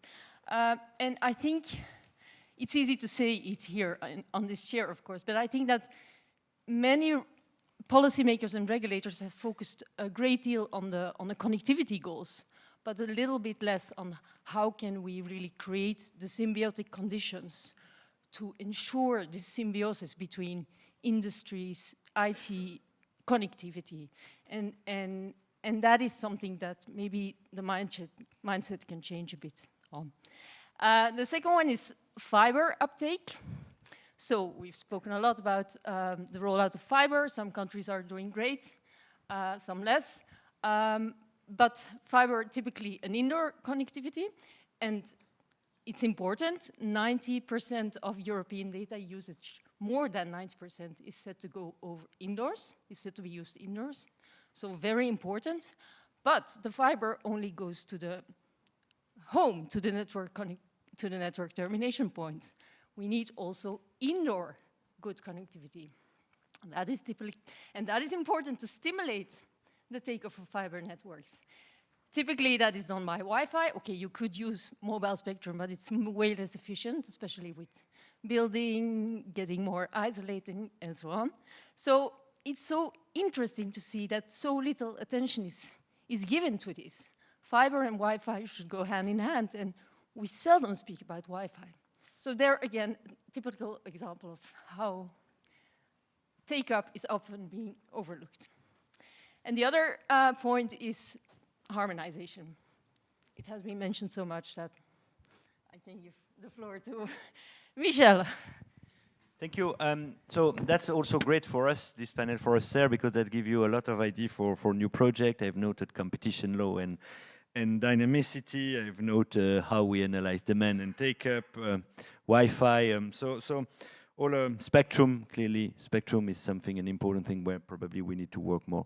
So thanks a lot for all those ideas. Michel, you will conclude this first round. So what is your idea also to improve the competitiveness of the sector? And maybe can I ask you also to react to the last institutional proposal of Enrico Letta of, having you evolving as a kind of European system of digital or telecom regulator, which I like a lot. I think that's probably the way to go. And I know that some of your colleagues at BEREC are thinking about this.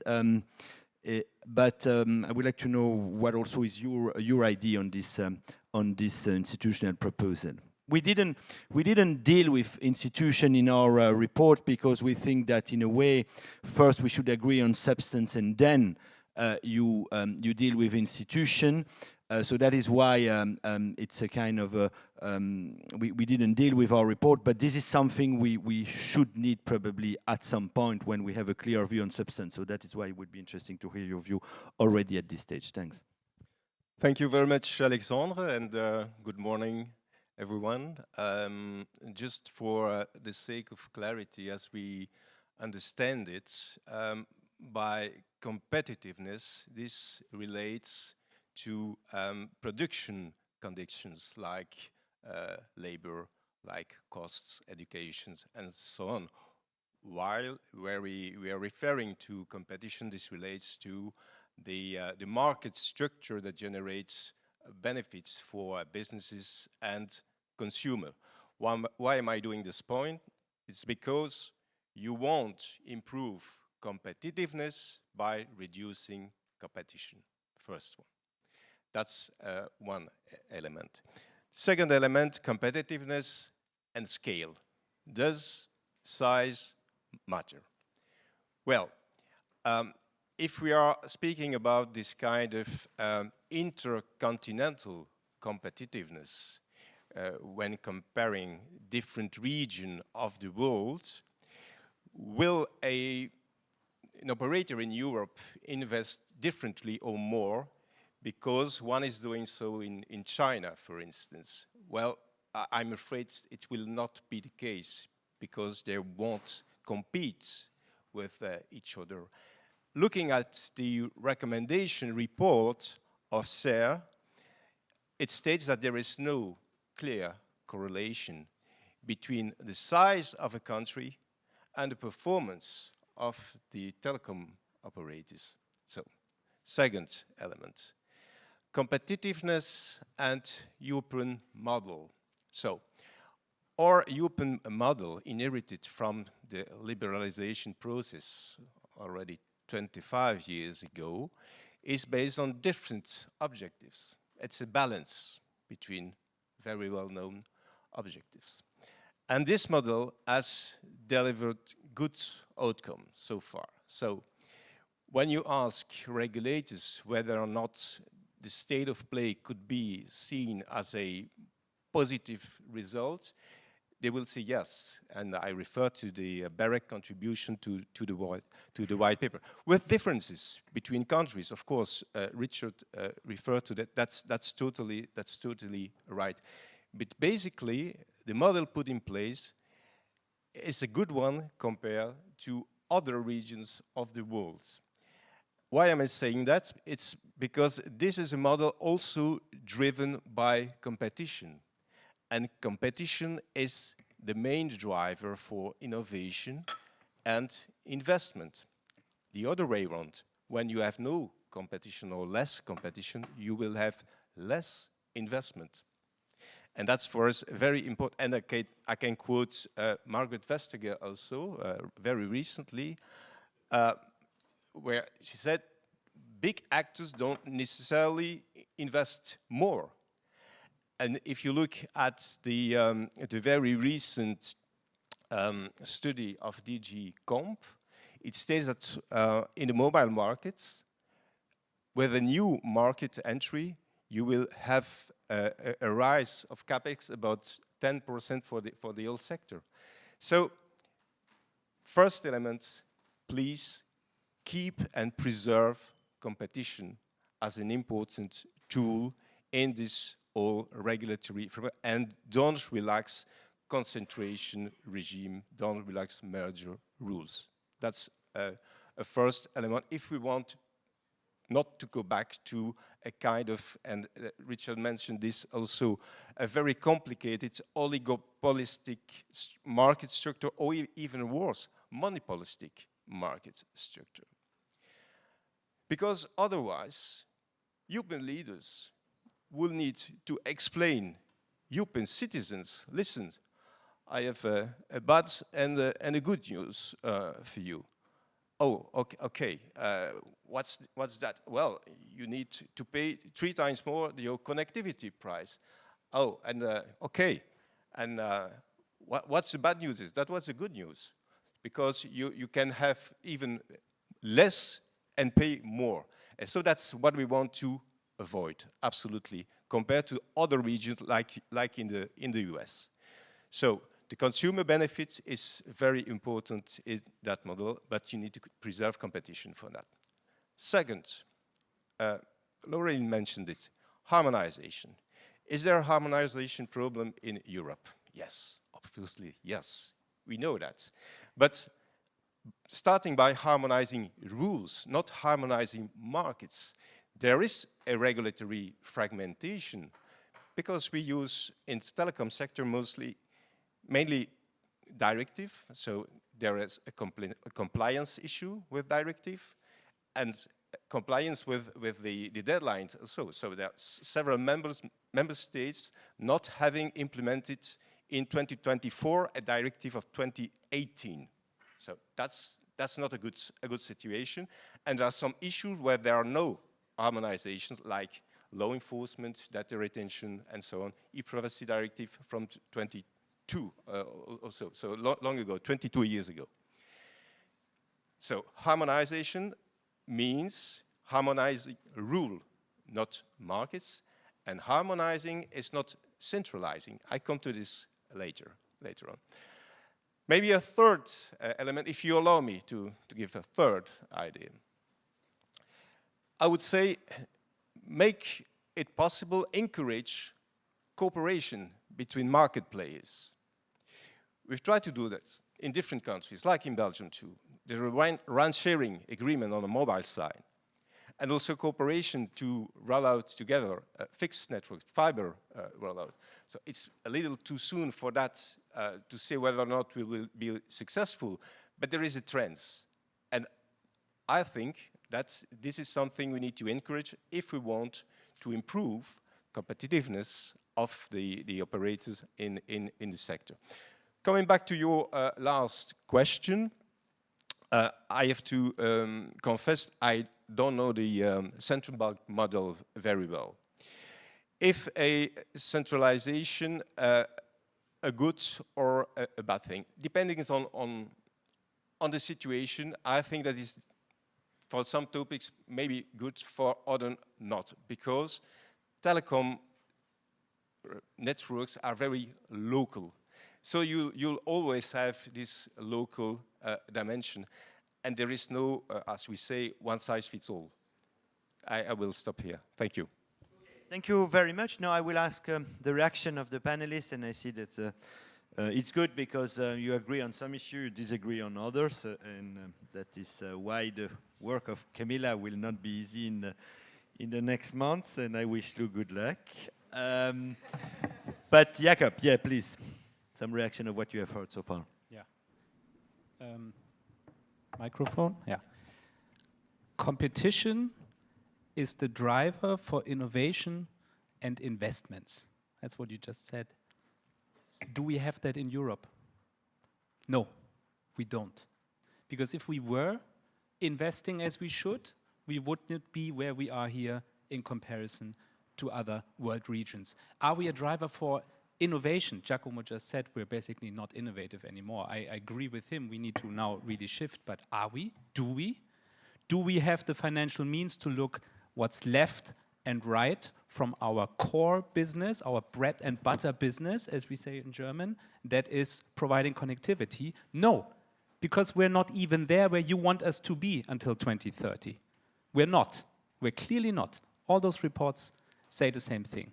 So it's not only about competition. Did we achieve competition?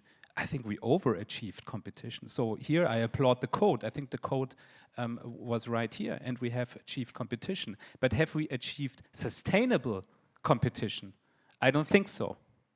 And if we have operators that have been bigged up in Europe because of favorable spectrum and other spectrum auctions or conditions that made them stronger, but in the end they didn't invest, this is not what I would call sustainable competition. You were quoting a DG competition study that was published some weeks ago. Well, this study also says that in member states where are 3 operators, the capex spent per user is higher than in those markets where you have 4. So what does that say to you? I would say there is a clear correlation between economies of scale, the strength of investments, and sustainable competition. And I can say that clearly from the US perspective. I agree with you. Yes, prices are higher in the US. But it also means for my company, we do double than what we do in Europe per customer.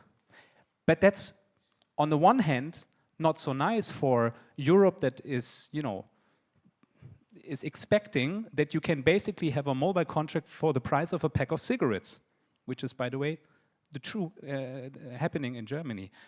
But what we don't see, and I think there we need to look at the bigger picture, is this sector going to be there in 20 years with the strength it should be in order to serve businesses and customers with connectivity to make the AI revolution happen in Europe, the industrial metaverse?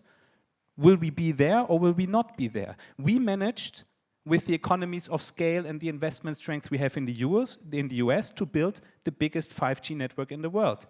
So when you talk about competition policy, and I think CERRE does this in its report, and Mr. Draghi refers to it as well, by the way, you need to think of, is it the only real argument to look at mergers and to validate mergers, to look at, let's say, short-term changes in prices?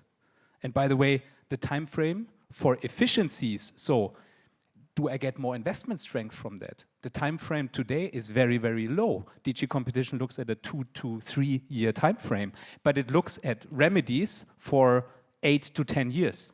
So here, I think we need to have a proper discussion whether we should not also, besides prices, which is important, look also at long-term efficiency. And here, my takeaway from being in Brussels for 10, 15 years is you won't change this by just saying, let's apply what is here today in terms of legislation, and maybe there's a bit of a rethinking in DG Competition. I think we need to look at merger regulation today. By the way, not only I do that. Germany, France, the political priorities of the new Commission president say we need to look at merger policy. And by the way, not only for my sector, this is also relevant for other sectors. And that's why I think if you really want competitiveness and regain competitiveness, we need to not be shy to have these discussions whether a 20-year-old merger regulation is still fitting the case. And lastly, on regulation, because I teased it in the beginning, you know, I find it great that the European Commission is self-reflective enough in its white paper to say, first of all, we didn't want to have SMP ex ante regulation in place for 20 or 50 years, but actually for 10.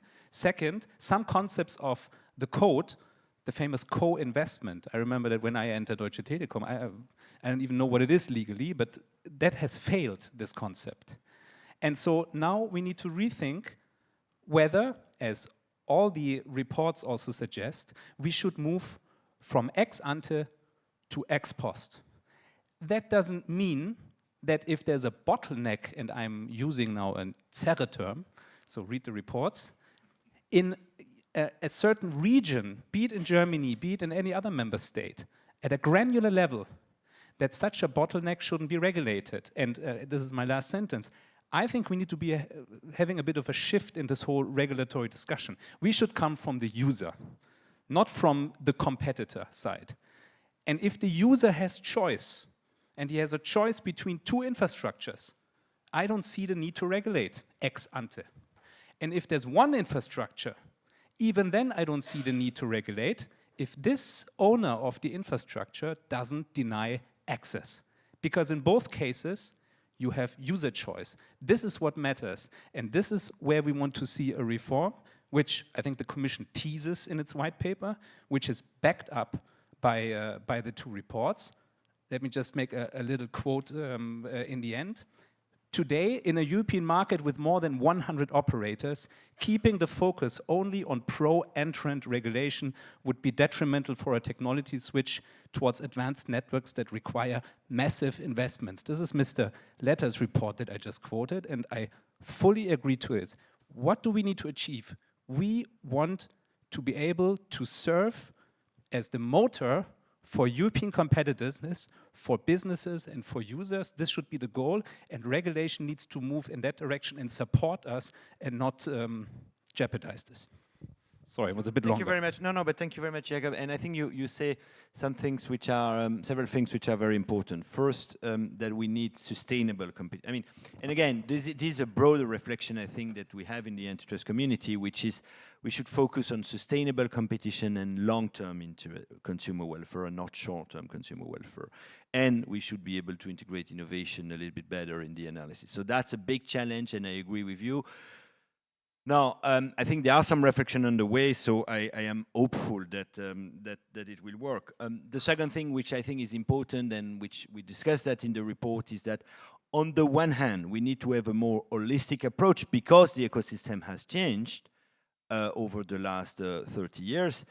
And on the other hand, we need to have a more chirurgical approach when we intervene. And that's why we came with this concept of bottleneck, which, by the way, was discussed when I was at the Commission in 2002, when we were designing the framework, which is more or less the same today.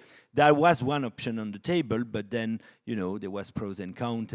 But I think, given the evolution of the sector, I think a bottleneck approach, which is a bit more precise in your intervention and taking, as you say, the user perspective, is probably at least one way to consider seriously. Yes, Federico. May I react just to one point very, very quickly? I won't be long. I'm very happy that for Jakob, the user's perspective is important, business perspective is important. Lorelien mentioned a very valid point about take-up.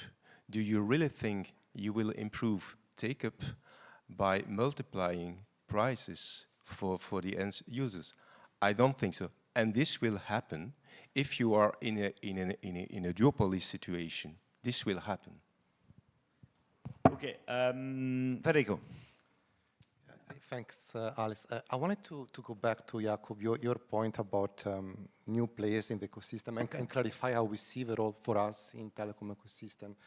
And so, you know, you can see cloud services as Lego bricks. Each Lego brick is solving a specific problem, and then it's for our customers to combine these Lego bricks. And I'm afraid we don't have, we offer 240 plus services. I'm afraid we don't have any specific service for telecoms beside one orchestrator. And in the same way, the blocks, the bricks that we provide are combined by customers in different sectors to solve their problems. So it is nothing different, nothing specific to telecoms. So-called telecom cloudification is happening in different ways with different journeys in different countries. But overall, we are at the beginning, and what we see is that across industry, only between 10 and 15% of the workload have moved to the cloud. What is our role here? And so, you know, you can see the supplier industry has been disaggregating in the last 20 years. I mean, there are a lot of talks about virtualization and cloudification. Virtualization has been going on for 30 years, 20 years. I mean, it's an old technology. Virtualization is mainly used in data centers inside your facilities. It's been used for a long time. Only part of it has moved to the cloud. And when we provide a solution to telecom operators, we focus on the cloud infrastructure, but the software running above that is not our software. And it comes from companies like Nokia, Ericsson, Samsung, and many new entrants. From this point of view, we say that there is a disaggregation of the supply chain. Our data centers are connected by private networks. Part of it is managed by us, part of it is managed by telecom operators, in the same way as bank data centers or transport data centers are connected by networks. Our customers are accessing web services via connectivity provided by telecom operators, and in that sense, we do depend to telecom operators. And then there is another point I wanted to make different. I wanted to come back on adoption because I think adoption is, we see a risk with adoption. And I wanted to give a number to support some of the points Michel and Lorelien made. So if we consider France and we compare France to Czech Republic, in France there is a FTT coverage of about 70%. In Czech Republic is around 40%. But data consumption rate is the same. So I mean, the fact there is an increased FTTP coverage doesn't change anything in the behavior of consumers and businesses. And so that's why thinking about demand and adoption is particularly important.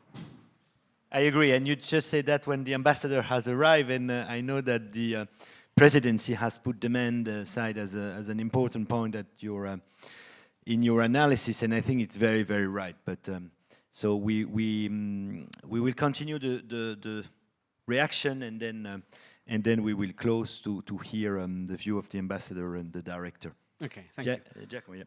Yes.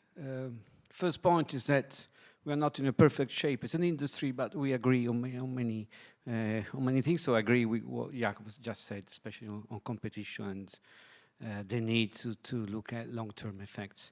I think is very important. The second point I want to make is on satellite and new technologies. Of course, nobody can stop new technology, and actually we collaborate also on satellite, and we think they are important. But on this, we must be clear that terrestrial bands are strategic asset for us, and in which we invested for years, and so I mean, the protection of this will be very important, and we have to find an agreement, let's say, of this forthcoming ecosystem with the satellite sector as well. Third point on take-up. I just wanted to make to share with you what the experience of Italy is. As you know, we have probably amongst the lowest prices in Europe. We sell FTTH and FTTC at the same price. We had subsidies for the demand, but on the consumer side, nothing happened. It wasn't a success. It was, I mean, happened to be a success on the business side, but then on the consumer side. So we still have to investigate what we can do to improve take-up in our families, at least that's the case of Italy. And one point we haven't made so far is on cooperation. Well, co-investment, let's say, is part of the cooperation. We have been trying to do co-investment for many years, and we failed at the end. So it's not, but still, I believe that cooperation is very important. For example, something we are doing well, I think, in the telco sector, and that should be improved in the next years, is the example of IPCI Cloud Edge and these kind of things. And what we are doing is with Open Gateway for APIs. I think these are tools very important and to be supported in the next future. Thank you, Lorelien. Yes, I would, very brief. I would like to double down on Federico's comments on cloud being a horizontal infrastructure that is being used in all kinds of sector and basically being a supplier to the telecom industry. And it's good to see that in the CERRE report, it is recognized that cloud is already subject to a set of horizontal regulations, like NIS and Data Act and so on. Then, even more brief, I would like to speak about your point on harmonization. I agree with you, it doesn't mean necessarily centralization. And there are a lot of local players, but I think that already today there are also a lot of cross-border players, and I think the goal of many is to see more of them. And I think that even in the current framework, there are things that as regulators you can already do. For example, it's a silly example, but we have now 27 different sets of conditions for security instant notifications. I mean, this is something that could be harmonized for those operators that operate cross-border, I think, and you don't have to wait for a change in the system to do that, I think. And there are other examples of those. No, but I think that's a very important point that, in fact, we are talking, and our report was focused mostly on the telecom regulation, but in fact, a lot of other laws which are as important for the telecom operation are not harmonized enough. And this is why the idea of a passport that Draghi is coming now, and which I guess come from the financial regulation again. And I fully agree with what Letta was saying before. I mean, we have to learn, I think, a lot from what has happened, the success and the failure in monetary integration and financial integration, because I think that is probably one of the model we should follow for when it has worked. Michel, you have the last word, which is a big responsibility. Very briefly, for the sake of the timing, I just say a few words. First, I'm totally with Jakob and President Letta on spectrum issues related to the monetization of spectrum by member states. I think that's a big mistake, and this is something we need to avoid. Spectrum, there is scarcity for spectrum, so there is a value, but don't make it a financial operation. Of course, fully agree. And maybe very last words, I would definitely try to avoid to create a new digital divide on affordability. This is something we absolutely need to avoid. Thank you. Thank you very much, and I would like to applaud the speaker.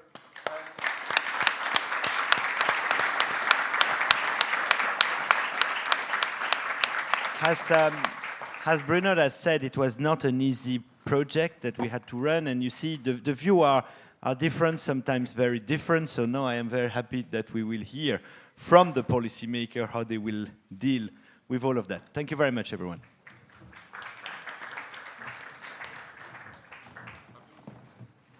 Okay, so while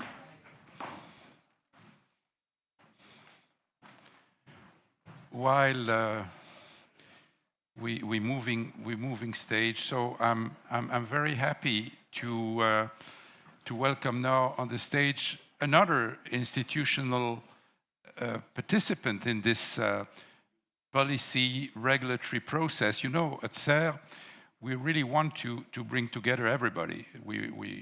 And you saw in the panel, we have the regulators, we have the companies, the academics, but it's clear that what we do, as I said, should inform the policy process, and therefore we're very pleased to have to wrap up this morning session.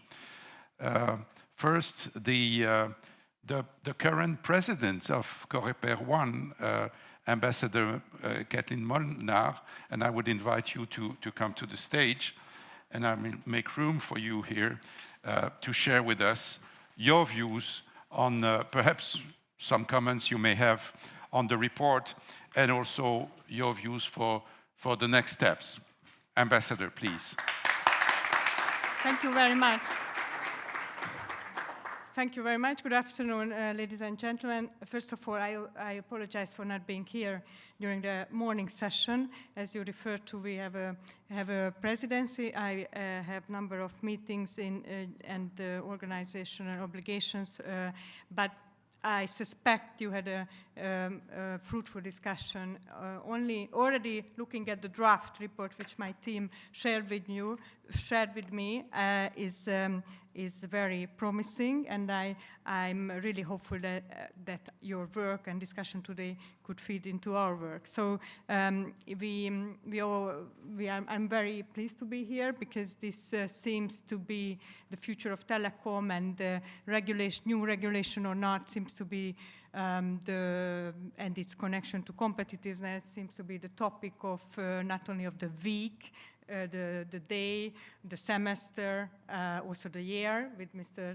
Letta's report already, and the white paper, but also seems to be the topic of the next institutional cycle. So we also understand that this is a vital field.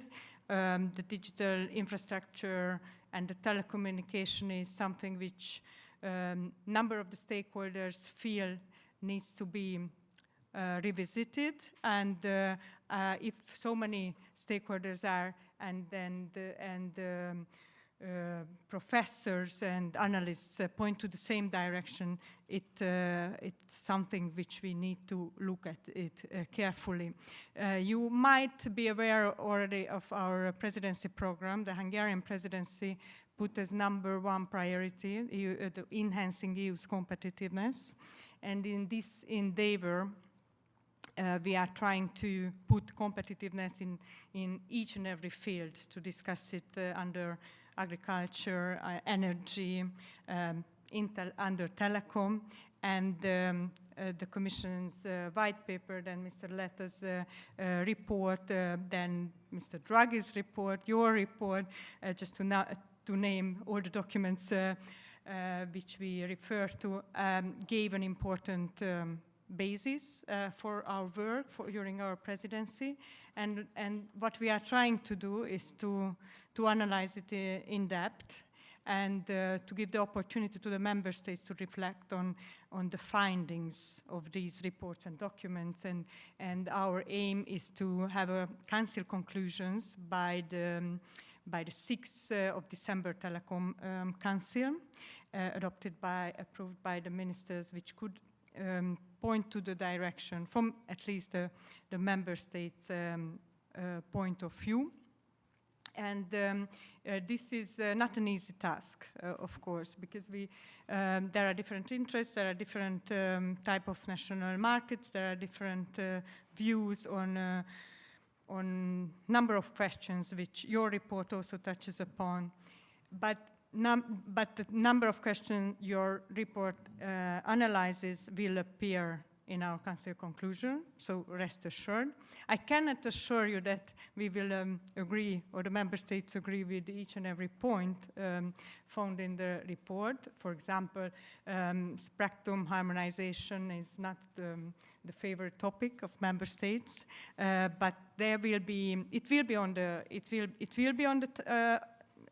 the table. We will refer to it in our draft, and you already, I guess, might have read, because some media refer to our draft, which is under discussion. But what we would like to do is to have as wide stakeholder consultation as possible, and to reflect those views already in the paper and into the ministerial discussion, and having a forward-looking view for what could be done for enhancing enhancing the digital infrastructure, which is clear that we need in a field where innovation and speed is very vital. But having in mind what was very important for us in this sector, to have competition, and also not to mention the citizens' and consumers' interest, and not to forget about that. With this in mind, and we know that telecom sector is inevitable for EU's competitiveness and to the digital era, we also try to focus on what kind of investment is necessary to reach our targets already set previously, and we will try to foster a good discussion on that. So another important element during this semester is October the 2nd, where I hope a number of the participants will attend a presidency conference organized in Budapest with a number of stakeholders present. And last but not least is all the discussions of the thematic council formats will try to feed in to a big discussion and to a new competitiveness deal to be adopted by the leaders, hopefully in November in Budapest, and that hopefully will give a compass for the next years to come, based on all these very important and in-depth analysis we we have the honor to read and study. I must admit I haven't finished Mr. Draghi's report yet, but it will be a good read for the weekend. And we also think that whatever is on the table right now, worth reflecting, maybe giving indications for the future legislators. I'm happy that the Commission is also present to listen to the inputs, but we also must keep in mind that the methodology which we have already done and followed in the recent years, especially in the digital and not necessarily on the telecom field, might not always be the best to regulate and regulate and regulate. Because then when we try to search for competition or competitiveness obstacles, then number one is being that there is an admin burden, there is over-regulation. So a good balance needs to be found, and for that to have, we certainly need the valuable input of the sector and the stakeholders. And with this, I would like to thank you very much for this invitation, and looking forward to the cooperation beyond today's event. Thank you very much. Thank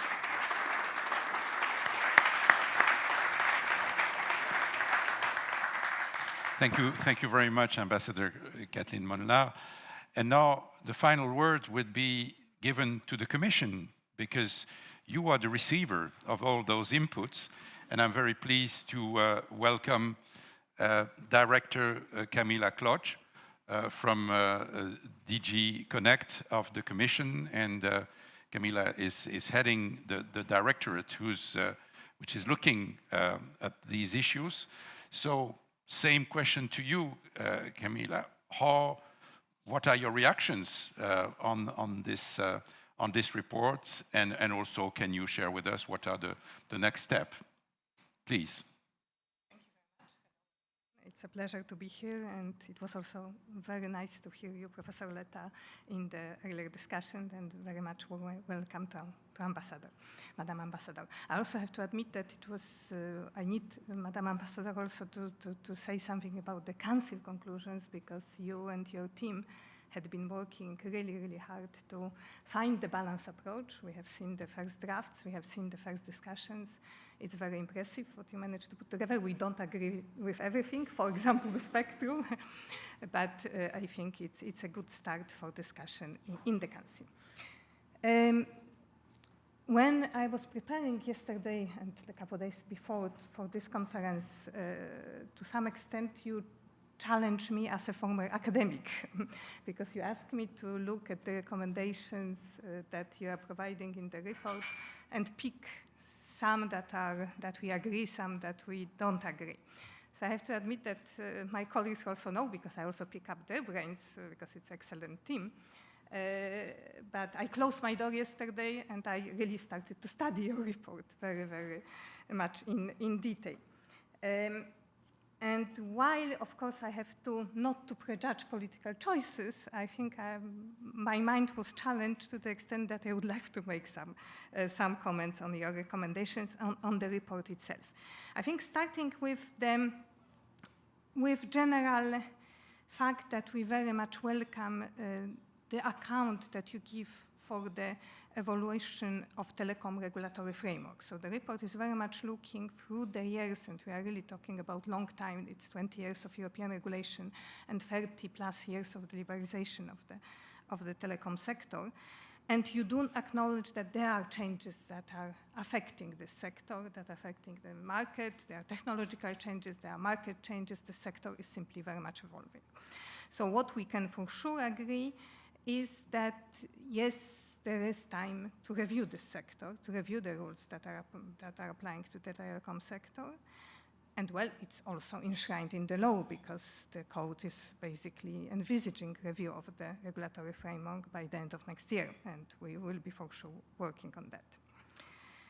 So this is very much that I recognize in the report, and I could very much with pleasure follow the analysis of how the regulatory framework had been set up. Indeed, it was set up for the markets that were under liberalization, looking at the incumbent's position, looking at the former incumbent's position, looking at the monopolistic markets. Why indeed these markets had changed considerably within the last years.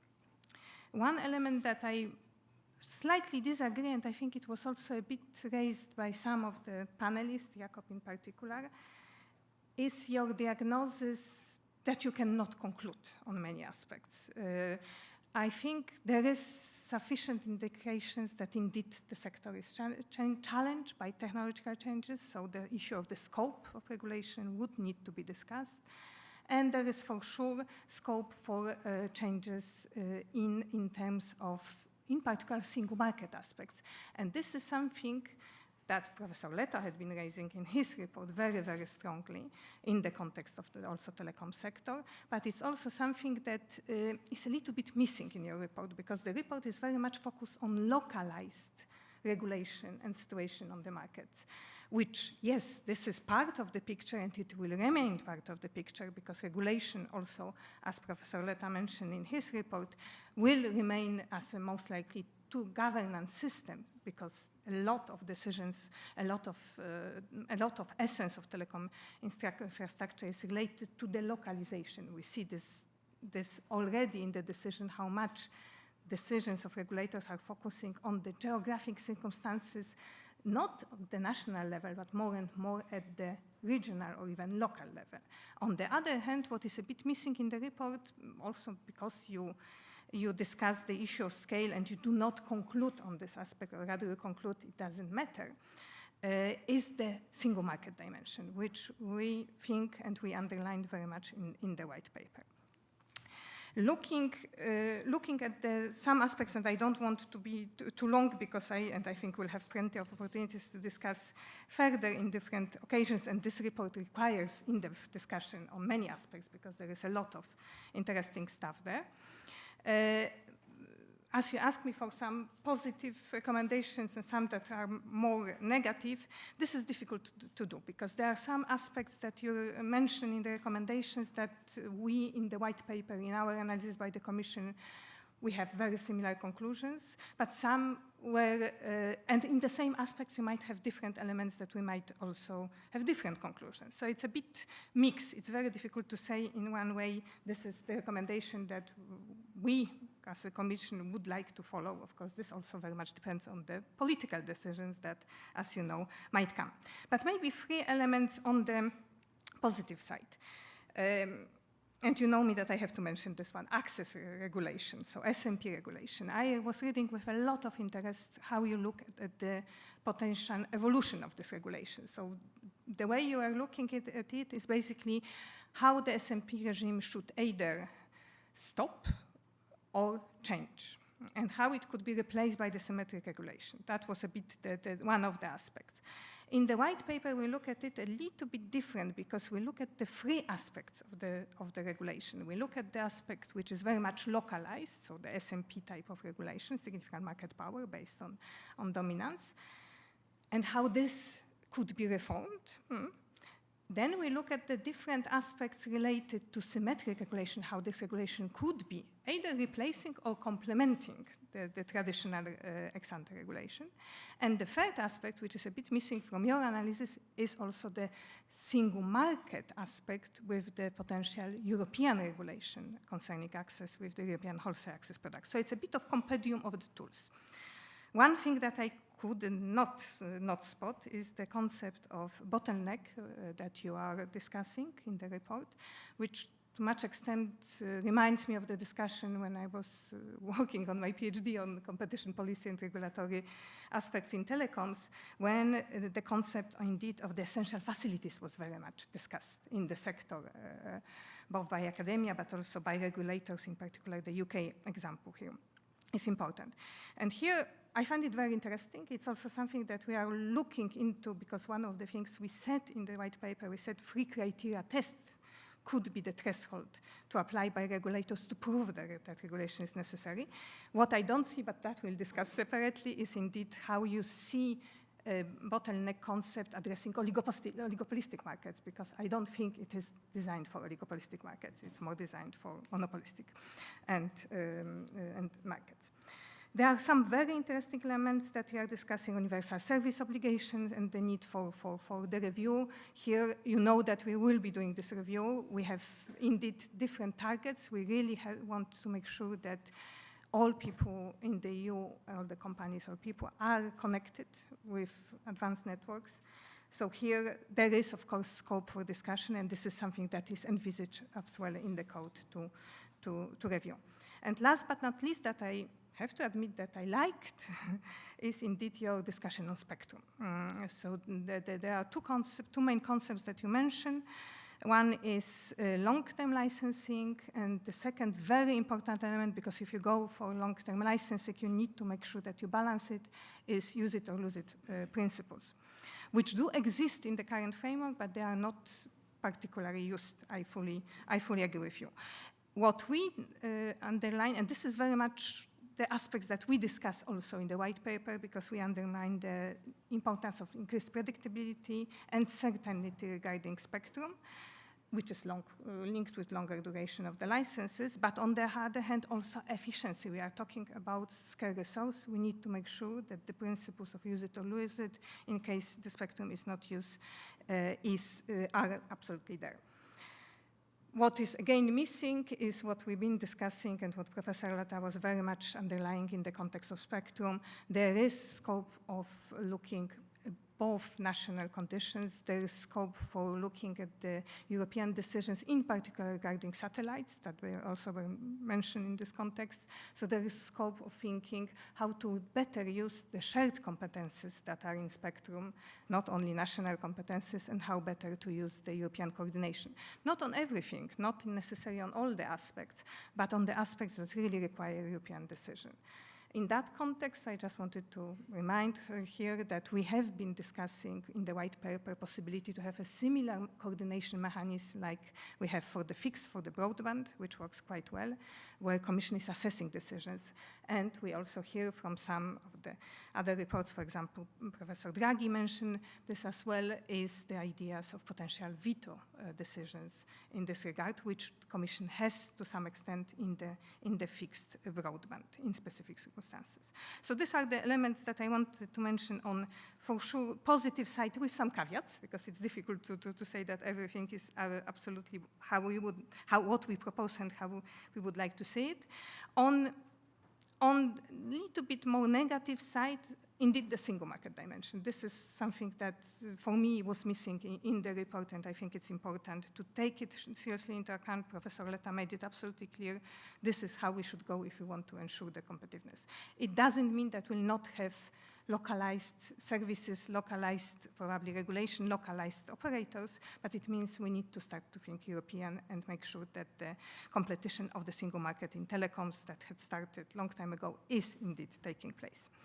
Governance is missing, but I cannot say anything because we have not touched governance in the white paper in the context of the consultation that we did, or for the same reasons. We didn't want to decide or to propose solutions for the governance without looking what are the potential problems. But here, again, Professor Letta very much looked into the issue of the governance, and he was discussing very much the two layers approach with the European layer, as you also mentioned, based, for example, on the EBC example, but also recognizing that some of the aspects might still require the local decisions and the role of the national regulators. So I think there is a very important aspect to be analyzed, and they will, of course, be part of the review that we'll be now preparing. On security aspects, I have to admit that I disagree with your take. We do know that it's costly, but we also think it's unavoidable given the geopolitical situation, so it's something that we should take into account. And I also noted your very cautious approach to the expansion of the regulators and level playing field. I think it's something I not always agree with Jakob and Deutsche Telekom, but I think it's something that needs to be analyzed because we are talking about the framework when we propose the revision that would be applicable indeed for the next 10 years, and things are changing, and we need to realize that there are technological changes that are affecting this sector and changing the market structure. So it's a bit in the nutshell. I think this report requires a lot of analysis. It's really very, very valuable input to the future discussion. We have very important contribution from Professor Letta. We have extremely important contribution also from Professor Draghi now. We have your report. We have also, what is very important, 357 responses. I'm looking at Arantxa, who I think is one of the colleagues who read all of them over the summer. So we have very significant amount of feedback that we have been looking through and we have been analyzing. All of this would be very essential for really decisions that are not easy, right? To match different and very diverging still interests that are coming from this discussion and from the feedback to the white paper will not be easy, but there is a need to action. This is what Professor Letta is underlining, what is Professor Draghi underlining. We cannot conclude that we cannot conclude. At some stage, we need to act. And with that, we will be waiting, of course, for the mission letters of the next week and further discussion with you at different forums. Thank you very much. Thank you.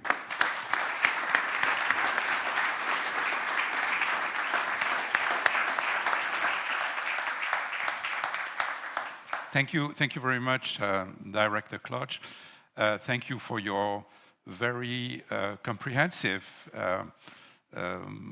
review of some of the points we've made, and it's good to hear that you share some of those, and I understand that others may be perhaps different than the way you see things. I don't need to defend my colleagues here from the team, but you mentioned several times, and I agree with you, that there are some aspects which are missing. And it's clear that what we realized when we started this project, and they realized, is that we had a very wide scope for the project, very, very ambitious. Now, we deal with resources, we have time available, etc., and we realized that the budget that we had, to put it very bluntly, was really not up to what was required to perhaps provide sometimes more substantiation to what we say, or perhaps because, you know, we academics, we avoid to state things which are not backed by evidence. But we did not have the opportunity perhaps sometimes to look for all the evidence which may exist, although I must say that I was convinced, talking to them, that sometimes we don't have this evidence, and I think that Richard Feasey at the beginning made some very, very useful points on that. So, thank you. It's clear that the discussion is going on. The discussion is going on with our members. The discussion is going on with the institutions, with you and your team, of course. We will continue to dig deeper and hopefully to be a useful speaking partner for the Commission and the various other stakeholders, and hopefully a contributor.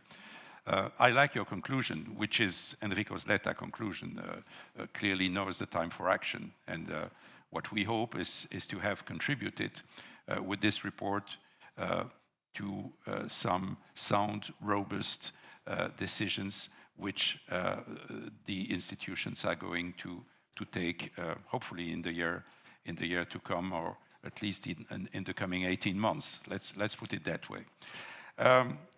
I want to thank you, of course, for we come at the end of this session. I first want to thank again Enrico Letta. It was really fantastic to have you, Enrico, and thank you very much for having stayed the whole morning to listen to this. You have helped us, you are helping us, and I said in another, I think at the beginning, we need les grands Européens who can really challenge us, trigger us, and really put us on the right way. Our continent needs it, and so does our union. You know, CERRE is not only about, it's a think tank which is not only dealing with digital issues, with telecom, media, tech, but also we deal with energy. And our next big event is a summit, which is called Path to Net Zero, and that is taking place on the 15th of October. In November, we are going to have another session which is going to promote, probably in the Parliament, the Ambitions 24-29, which is the document that we published, which CERRE published during the summer, and which lists 9 big recommendations, 9 big ambitions that we have for the institutions for the next legislature. And these ambitions deal with digital issues, energy issues, and also mobility. And then the 4th of December, we have another big event on digital challenges for consumer protection and empowerment. So this is it. Thank you very much, and thank you for having stayed until the end, which is fantastic. Have a great day. Thank you.